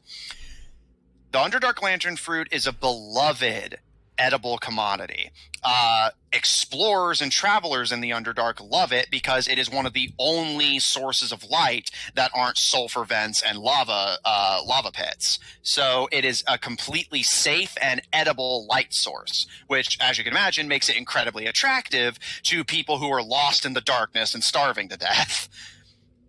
As a result, between that and its pleasant taste, combined with its relative rarity, as well, it's not a rare plant, it only ever grows in the Underdark. Because of that, it is incredibly valuable. A single lantern fruit cap is worth 2 gold. You've heard that merchants from the Underdark will sometimes come to the surface to trade these mushrooms in exchange for things like silk and metalworks, which doesn't sound that crazy until you consider that they are trading a mushroom for finished steelwork and silk clothes. These things are very valuable, and as far as you know, completely safe. Because of that, trade of Underdark fungi is actually fairly lucrative and popular among the more daring merchants who are willing to, brave the Underdark and all of its hazards. The only thing of danger you know of them is that they are cold to the touch, which does surprise people but isn't harmful, and they are said to grow specifically near mana veins. So, while the mushrooms themselves are safe, you do know the party should probably not linger here for too long or risk potential mana poisoning. And would I know exactly what mana is? Mana is a substance typically found underground, although surface veins are not unheard of. It is a crystalline material that is said to be magic in its most pure and concentrated form. When magic first came to Fictera at the dawn of the Second Age, it is said that mana was scattered around the planet, and then when the tectonic plate shifted as the Second Age ended and the Third Age began, which is where you currently are, that all of the mana was buried underground, deep in the Underdark, and that is the only place it can be found outside of the very rare occasional surface vein. It is said that mana can confer beneficial mutations. You have heard stories of people getting grand magical abilities from mana, but just as frequently, they will either come with a cost or you won't get any beneficial mutation whatsoever and simply get sick and die. You have heard stories of mining towns that were built on top of mana veins to harvest them.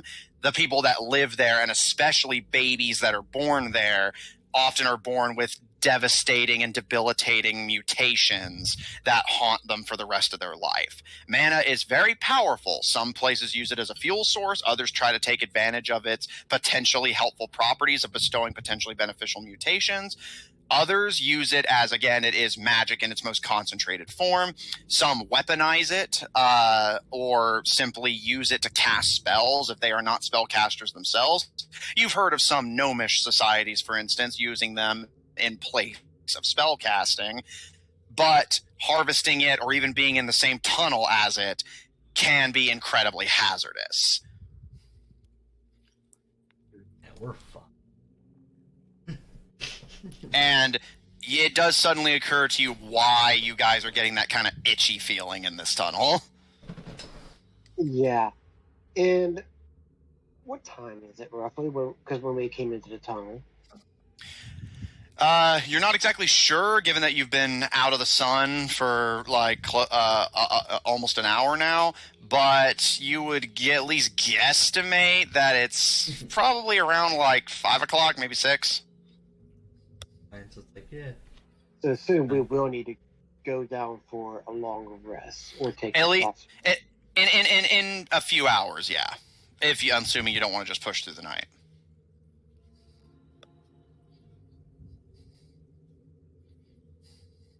So he's going to talk to the rest of the party. When should we rest? I just don't think we should do it right here. I say we rest whenever we feel the need to do so.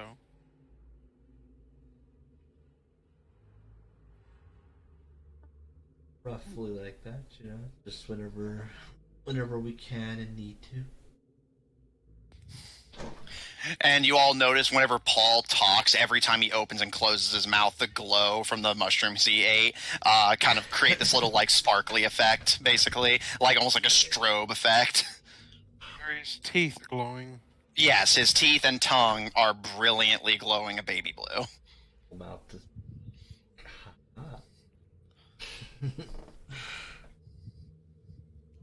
Honestly, your part of me thought they was gonna be eating glow sticks. I figured, wasn't no danger. There's probably very little danger. Asari, since you're just gathering a crap ton of them, make me a survival check. Let's see how many of those you can grab potentially. And Paul, you said you were just grabbing a few, but not a crazy amount. Yeah, just a couple. Why not? Okay, noted. So yeah, sorry, roll survival. Paul, you don't have to. I'll get back to you. She's working on it. She got a 4. Those were two very different answers. Well, so you said natural 1, but Oh, I see. Okay. I think so.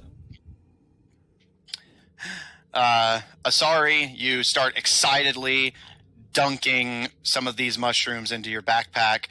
Your backpack getting kind of stained with the glowing material. But other than that, you think you're all right. However, I will say, Avaben, you note with some amusement that because it is, other than the glow of the mushrooms and torchlight, completely dark in here. While Asari does have dark vision, you still can't see as finely as you could in light, even if you have dark vision. You note with some amusement that because of the darkness, Asari missed their backpack entirely, and the mushrooms are just gathering in a pile at her feet, and she seems to have not noticed.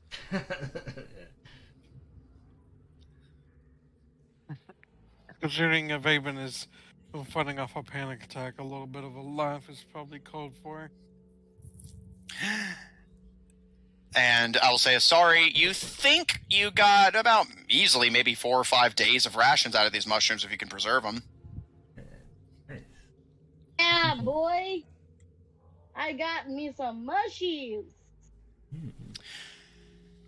Paul, you have a day's worth of rations of the mushrooms. However, you don't know how long they'll keep, so do bear in mind you may have to eat them quickly if you don't have a way of preserving them. I figured. Well, But you do estimate you have at least a day's worth of food in them as you pluck some of them delicately off the walls. okay. Hello? Hello. Whoa. Hello. So, sorry, it's just gonna, be like,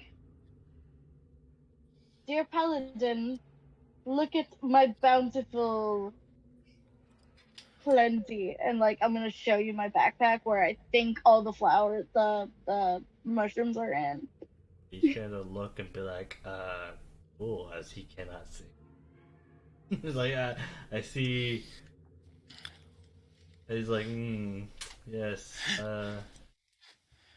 Avaven, you are, given your upbringing, admittedly a little pleased. It's very refreshing seeing other surface dwellers struggling in an environment you find very easy to navigate comfortably, whereas it's usually the opposite. Finally, the tables have turned. Yeah. For man. Wait till we Should get we out go to ahead the and sun. rest? I would Have like we to cleared rest them- because have I'm we out of cleared- spells. So, Have we cleared the mushrooms yet?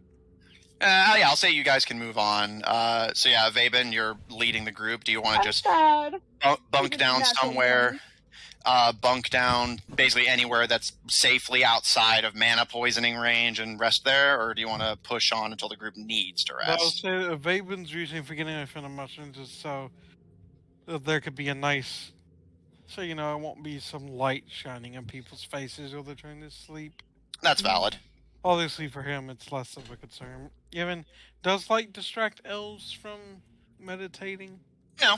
I mean, it can be distracting, but I would say no, because bear in mind, light can distract someone from trying to sleep, but it doesn't actively prevent it most of the time. So I would say it's a similar arrangement with elves. Unless you're particularly sensitive to that sort of thing, it doesn't stop you, it just makes it a little more uncomfortable. Plus, Yeah. it's like, it could be almost like there's kind of like a person case by case. Like, there's people who like light who can't or have a hard time sleeping without a light.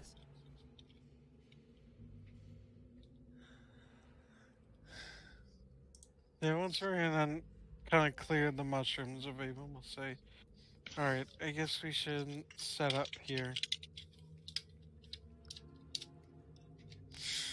Okay. Avaben, you lead the group further down the winding tunnel network, getting a little bit away from the mushrooms and finding an area that is a little less coated. Although you are noting fungi is becoming increasingly more prominent. Although you find there is some fungi that looks related. It still has that same shade of blue, but they're not actively glowing. And there is enough movement in the rock, enough freedom of movement in the rock to still be able to lay down comfortably. And with that, as you guys find yourself in a mushroom-coated cavern. Nightmares when they meditate? Oh, it's very possible, yeah. Okay. Lucian does all the time.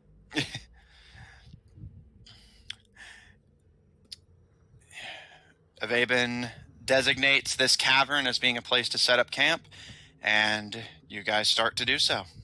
What is the watch arrangement going to be? Sorry, and can take a watch. Okay. No idea what you And Like I said, Sorry, and Grail, I can take you first watch. said that you will take a watch. said. Well, I was going to take first watch. We'll split into 3 watches, I guess. I'll take first. Ivan could take. Sorry, will take second. Okay. And Ivan could take third. Is that okay with you, Evan? Yeah, that'll work. All right. You'll already be awake. Yeah, you'll already be awake by that point, so it won't at all interfere with your ability to sleep comfortably. So, okay, if that's good with everyone else. You all set up camp in this dark cavern. Greylog, your torch burns its last. 1 torch deducted from your inventory. As the party... I will light another. All right. Do you intend to leave it? Try to leave it going all night, or just while you're taking watch, or what's the plan? While I'm taking watch, because Asari can see in the dark, right? Yeah. Just goes during my watch. Okay, noted. As your first torch burns out and you light a second, you sit down to take your watch. As watches are agreed on. Oh. There is something I would like to do during my watch. Okay. If Aiden went to meditate, I was going to have him do another roll. Okay. Go ahead and make me a wisdom save. That is going to be... Okay, that is going to be a 5. Okay.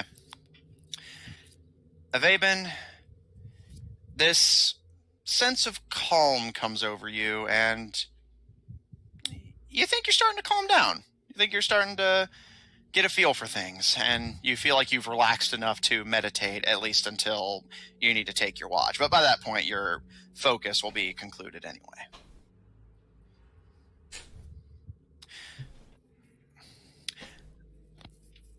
As you all settle into camp for the night, does anyone have anything they'd like to say or do before we start going through watch cycles and things of that nature?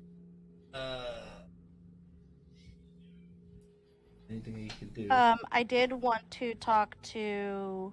I did want to say something, but I don't remember what I wanted to say. I'll let you know if it comes back. Worst case scenario, write it down. Okay, Paul, anything?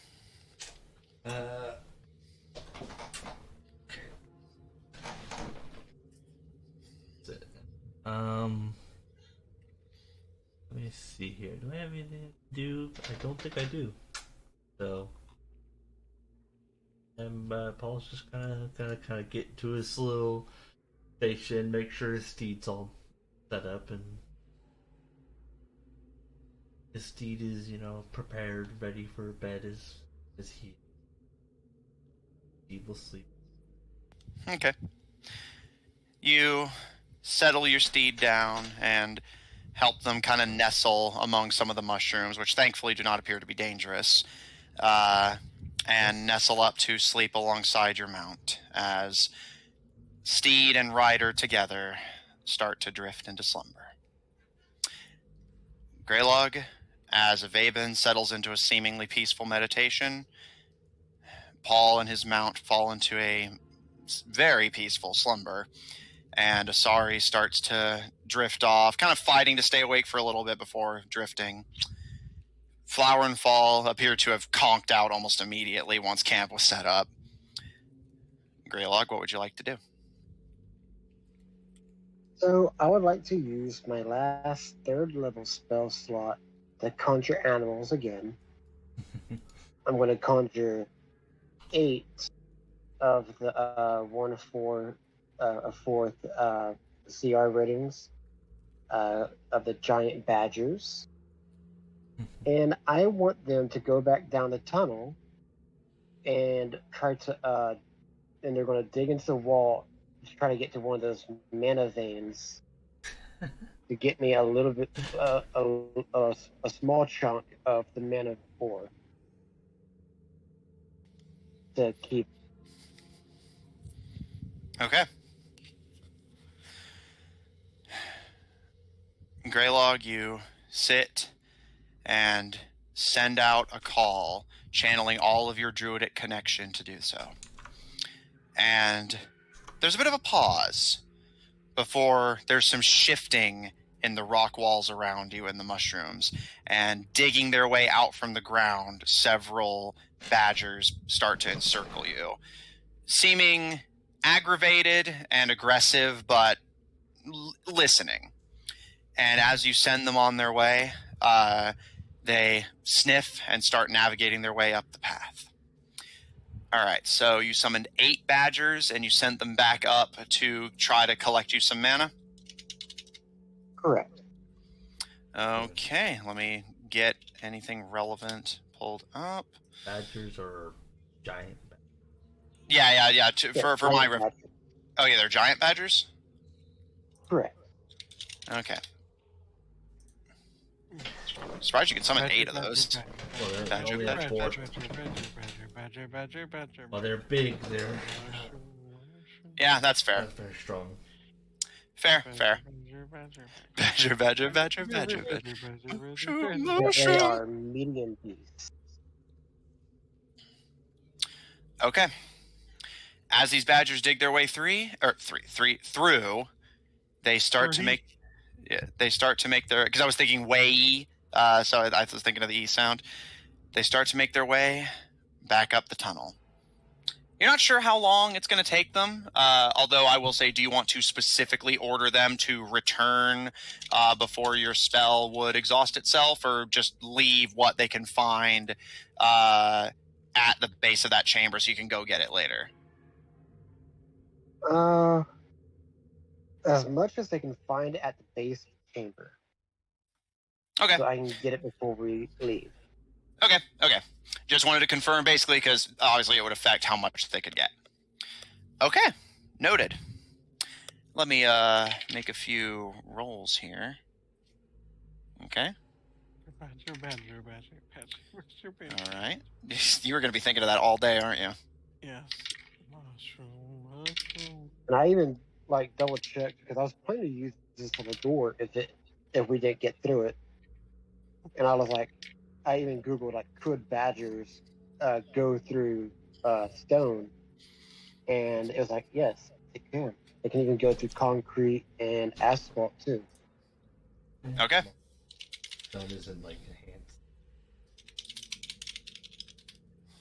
Indestructible.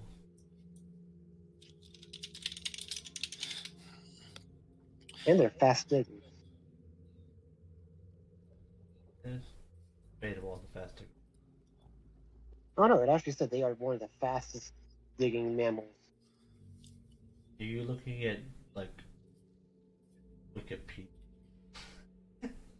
No, it says badger facts. The badger digs faster than any other animal in the world. They can also dig through many tough materials. They can also take down a lion. That's the honey badger. Getting to the point where it's Yeah, that's the honey badger that do that. I was like, Not bad. they have burrow Not speed really of bad. 10 feet. I was like, Are okay. I'm not gonna- Greylog, you send your badgers up the tunnel, and with nothing better to do, you wait and keep watch. Make me a perception check. And given that you have the torchlight and you're going to be expending them throughout the day, you will not have disadvantage on this. So yeah, just perception. Badger. Mushroom. That is a dirty 20. Okay. Greylog, confident that you're about to strike it rich, You sit back and wait. You know that by the time your second torch burns out, that your badgers have dispersed, but more than likely, they have accumulated for you a decent amount of riches for whenever you leave this tunnel. You burn through 3 more torches, so that's 4 in total, by the time your watch comes to an end.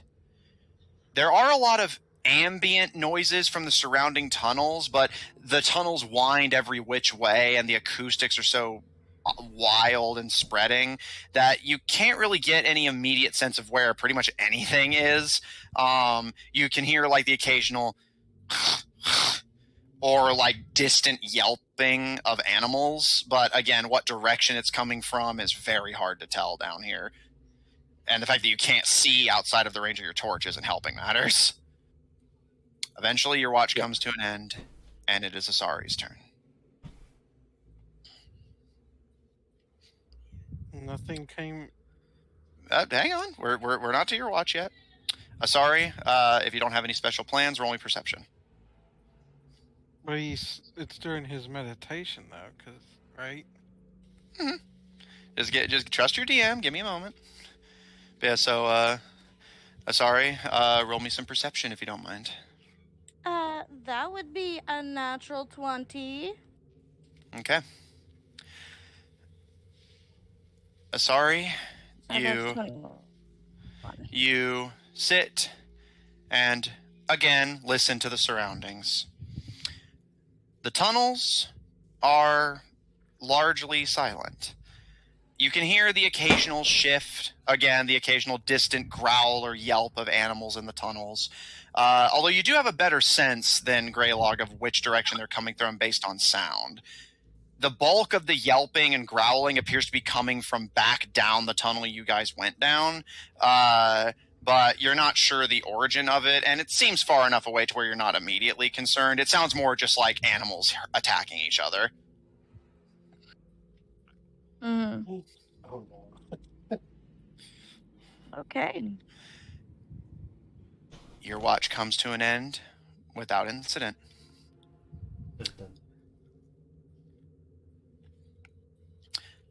Avaben. Right. You're at home with your parents. You're in the kitchen. Your father is teaching you to prepare some kind of meal. What it is frankly irrelevant to your mind, even if you could recall. You've never seen an Underdark dish, never tasted one that you can recall.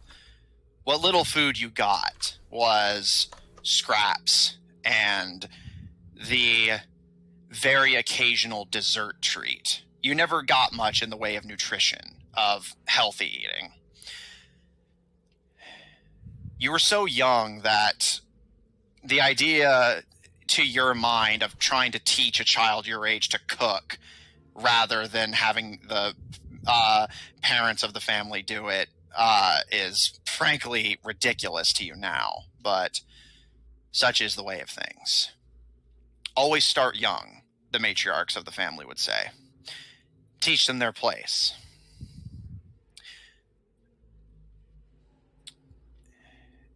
You remember searing pains up your back every time a recipe was misperformed.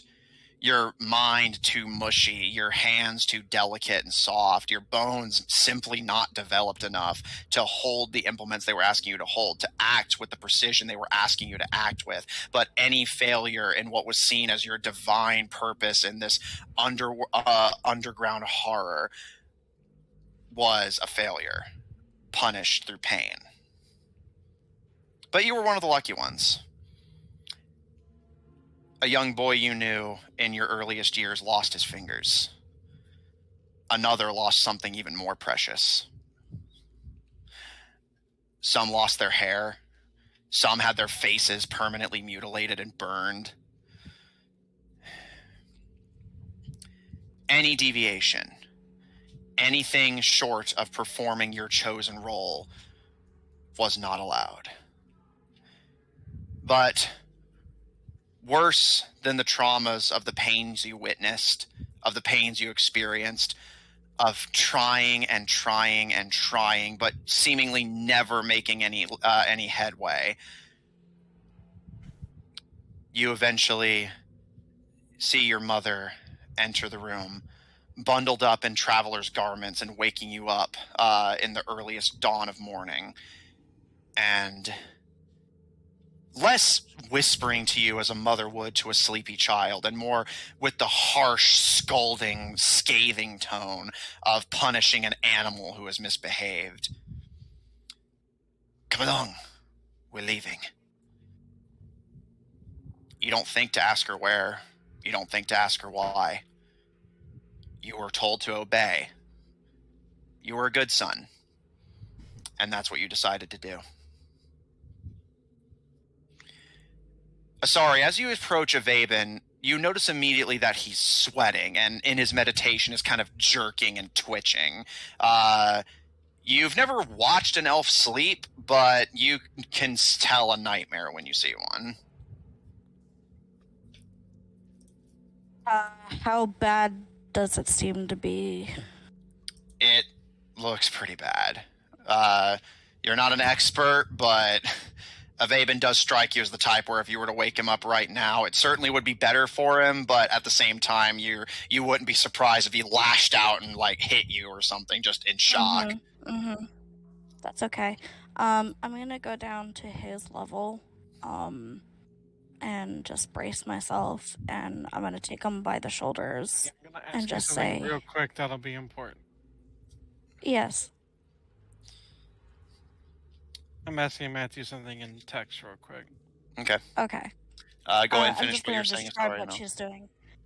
Yeah, she's gonna be on her knees and take him by the shoulders, just take a deep breath and just say, Ivaben, you need to wake up. I'm gonna give him a little shake.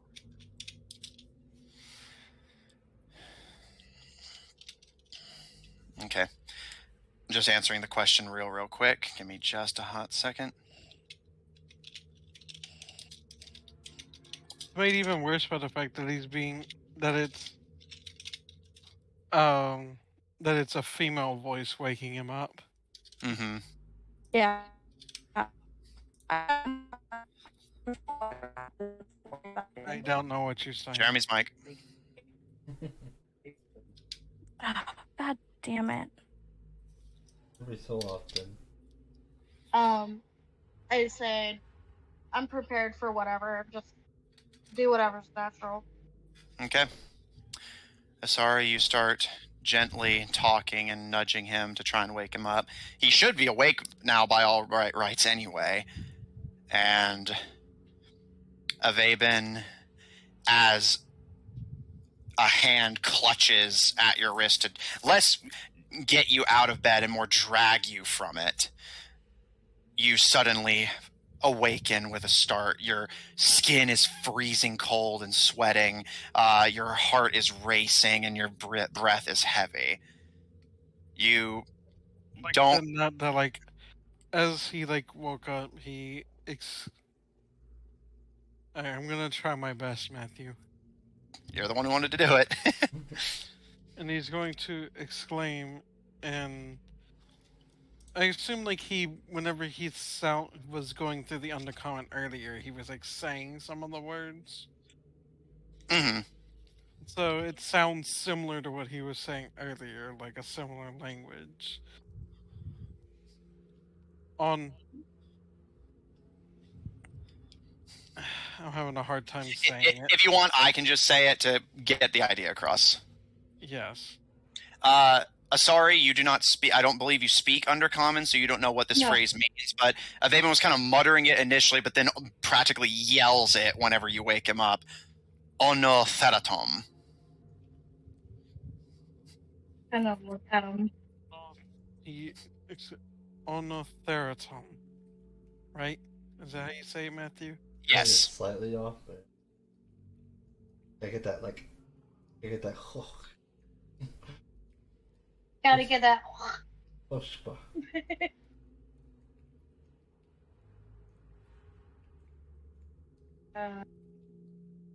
And he doesn't say the last shot, but he immediately jumps away from you.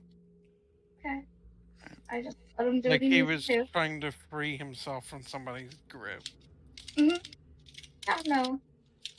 Sorry. Just let him do what he needs to do. And looks up at him. Are you alright? No, I'm not.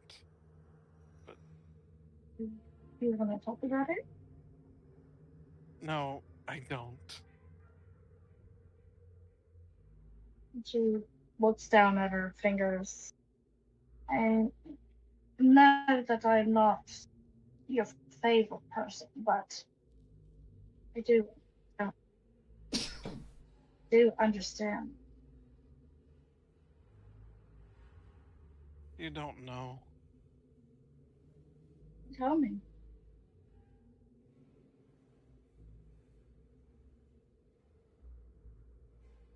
Avaven doesn't say anything. He just continues to have that almost a wide-eyed look, but just kind of with something, something into himself, fall into himself, collapse. Yeah, a fall into himself is accurate, yeah. Basically, just kind of closing off. Sorry, Vaben looks very deep in shock from whatever he saw. Even if he's willing to communicate it, he doesn't seem like he's in a state to. Like a judge. So sorry, we'll take a deep breath and get up, and walk over to him. She's not gonna touch him or anything, but she is going to say, "Do you need the night off?"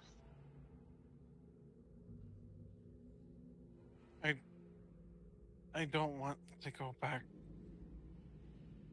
I don't She want not. to go back down. Do you want anybody to be here with you?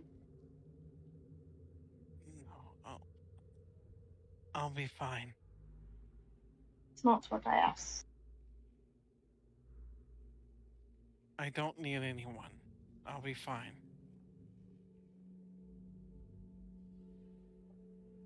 I am not going to force, but I don't think you should be alone. You do whatever you want. I'm gonna sit down and I'm gonna rest my body, but I'm not gonna fall asleep. Yeah, all right. So I'll say you can take a short rest, but you will not get a long rest if you commit to this. Yes. But with a short rest, you'll at least stave off exhaustion, but you will need to take a long rest tomorrow or definitely take some exhaustion, so just bear that in mind. I have all that magic. All that magic. Well, wait, since it's a long rest, do I get my health back? Yes, everyone else, since this is the last watch, everyone else go ahead and pen down a long rest, except for Asari, who gets a short rest. And with that, Avaben, physically well rested, but your mind no clearer for the meditation. Asari seems intent on staying awake with you, if not really focused on their surroundings as much, relaxing and keeping you company, which you have mixed feelings about. Your opinions are your own. But you have a job to do that will at least stave off going back to sleep. I'm going to roll perception, right? Yes. I'm going to roll it with disadvantage because I feel like he's not in the most observant mindset.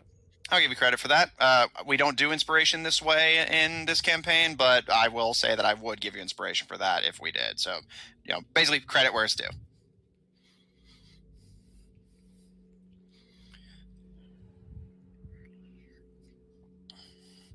That's going to be... I gotta do some math here. That's gonna be a 12. Okay. Vaben, you less focus on watching your surroundings and more on just keeping yourself focused on anything that's not being left to your thoughts. The night passes, but any well-restedness does not come. You are physically healed, but your mind is a scattered thing, and you are just as startled as everyone else is when all of you are awoken. There are a lot of echoing sounds down here in the tunnels, and after a while you guys, especially those on watch, started to simply adjust to them as part of the ambience. Until you heard a very close and loud, unfamiliar one. Echoing through the caverns and tunnels. All of you immediately jolt out of bed as the echoing sounds of gunfire start to come down the tunnel. Okay, will immediately draw out his bow. Time to get to work. Well, I'm fucked.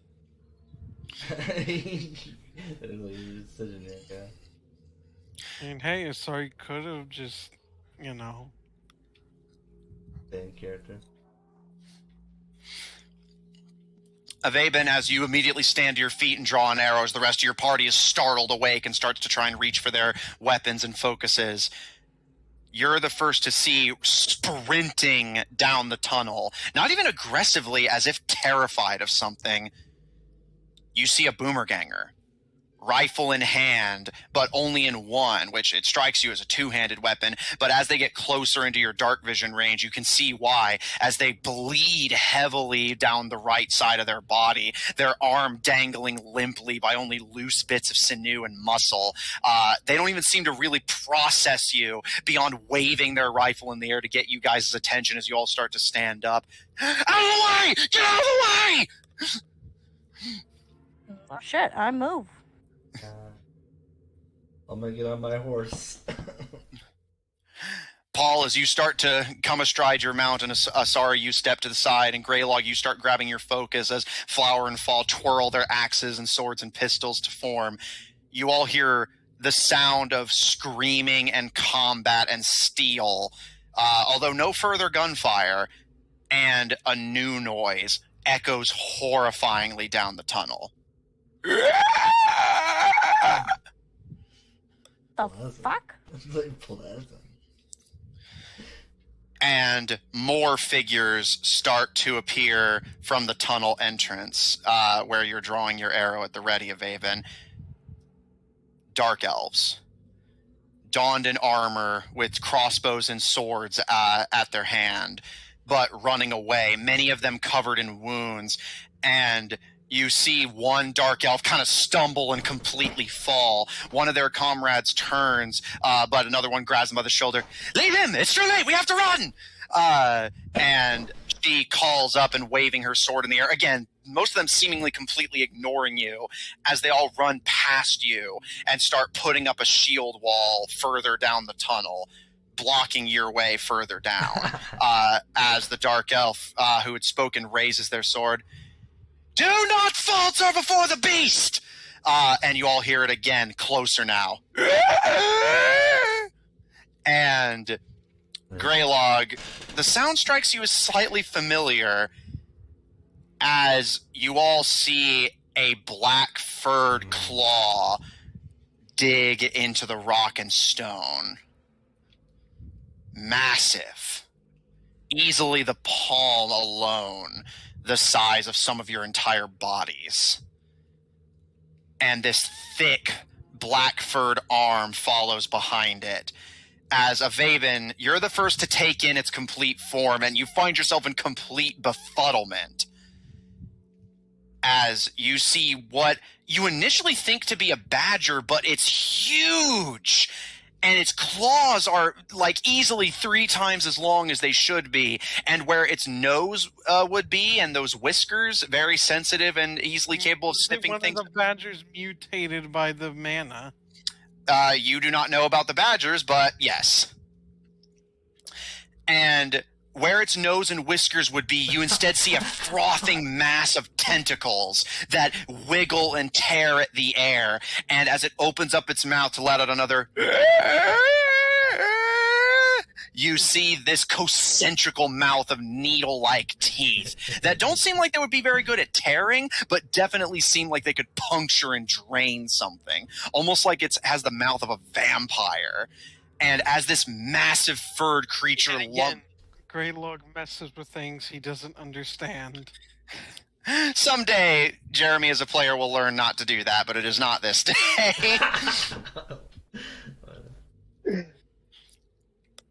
So, do I see this thing yet? Yes, I will say it comes into... Yes? No, I was saying yeah. Yes, Avaven sees it first because dark vision, but Greylog, do you light another torch?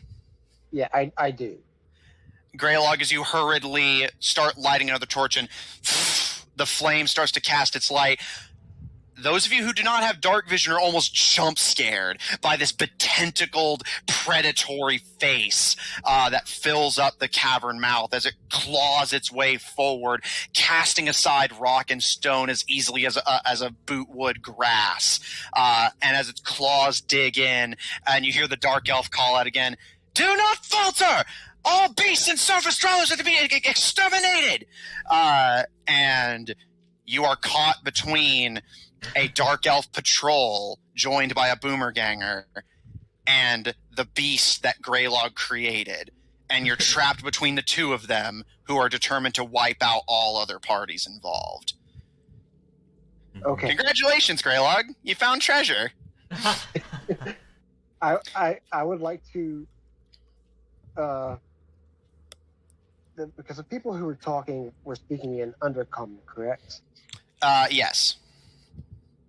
I would like to shout out, don't attack quite yet. I have an idea which might save most of our lives if it works. You can see the woman who had given the orders considers for a moment, nods her head down to one of their comrades, who then levels their crossbow at you. And that she belts out in undercommon, "A surface dweller, a man, and a backtalker, you're dying first." Ooh. And that is where we're going to end tonight's session. Damn. That was intense. Savage. I mean, this talk about a roller coaster for fucking Avaven. Yeah. Wow. What is it with the fucking females? That they actually like... Just whenever we thought we were done with Dark Elves. I know. Like, oh my goodness. Interesting fun fact, by the way. I actually did roll to see if the Badgers could avoid getting mutated. This one that you guys are fighting rolled a nat 1 on avoiding mutation. So even the other ones who got mutated, he killed and ate. And got mutated more, I assume. Yeah. Maybe. Oh boy. You gotta stop fucking with dangerous materials! I didn't think that these things would get mutated. I thought... You are the only character here who knows! I literally told you, mana is known for conferring mostly dangerous and harmful mutations on those who are exposed to it. You asked him to grab I it. forgot about magical animals that Magical. I could summon that it would affect them. I thought the magic would, like, not... You basically did Aquaman but underground to call other animals in the area to yourself. Yeah, I thought they were magical animals, Yeah, which they- would because- prevent them from getting mutated. Yeah, because Matt uses Not them as necessarily. like Matt uses them as like they don't appear. That's technically what it's. Yeah, so, I'll admit, my original plan, or rather one of them, was, okay, maybe, like, whichever badgers got mutated, and they'll fight at once. But whenever that one rolled a nat 1 and he ended up killing all the other ones, I was basically like, all right, giant badger it is. Giant mutant badger it is. Oh boy. Also, that badger noise was fun to do, by the way.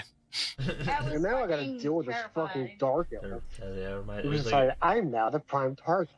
yeah, like. Yeah, of the, I mean, Micro Beast. the Dark Elves, sometimes they are what they are to the point of stupidity. I was like, Yeah, Dark Elves are known like- for being assholes. Gil and Greylock are on the same mind wavelength right now of wipe out motherfucking dark elves. They do not need to exist anymore. They don't need to exist anymore. Like, Okay.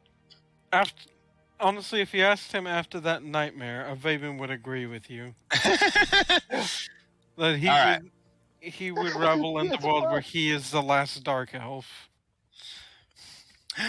If you want to see more of my DMing, check out twitch.tv/GrahamCrackers, GrameCrackers, for my Friday campaign, The Goldshine Investigations, at 7 o'clock Central Daylight Time, featuring a party of investigators trying to unravel the cultish conspiracy that threatens to plunge their home into war.